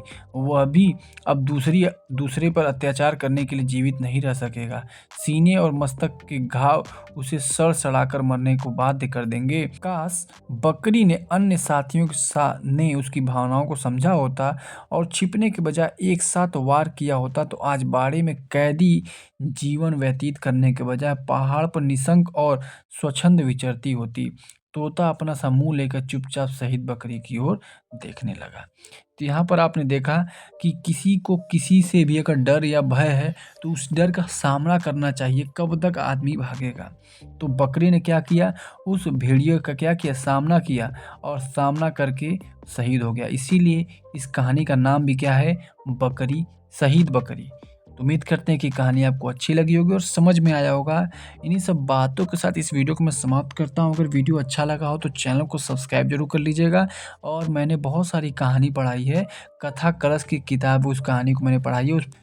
तो कथा कलश की जो किताब है मैंने बताया उसमें 14 कहानी नहीं है, 16 कहानी है।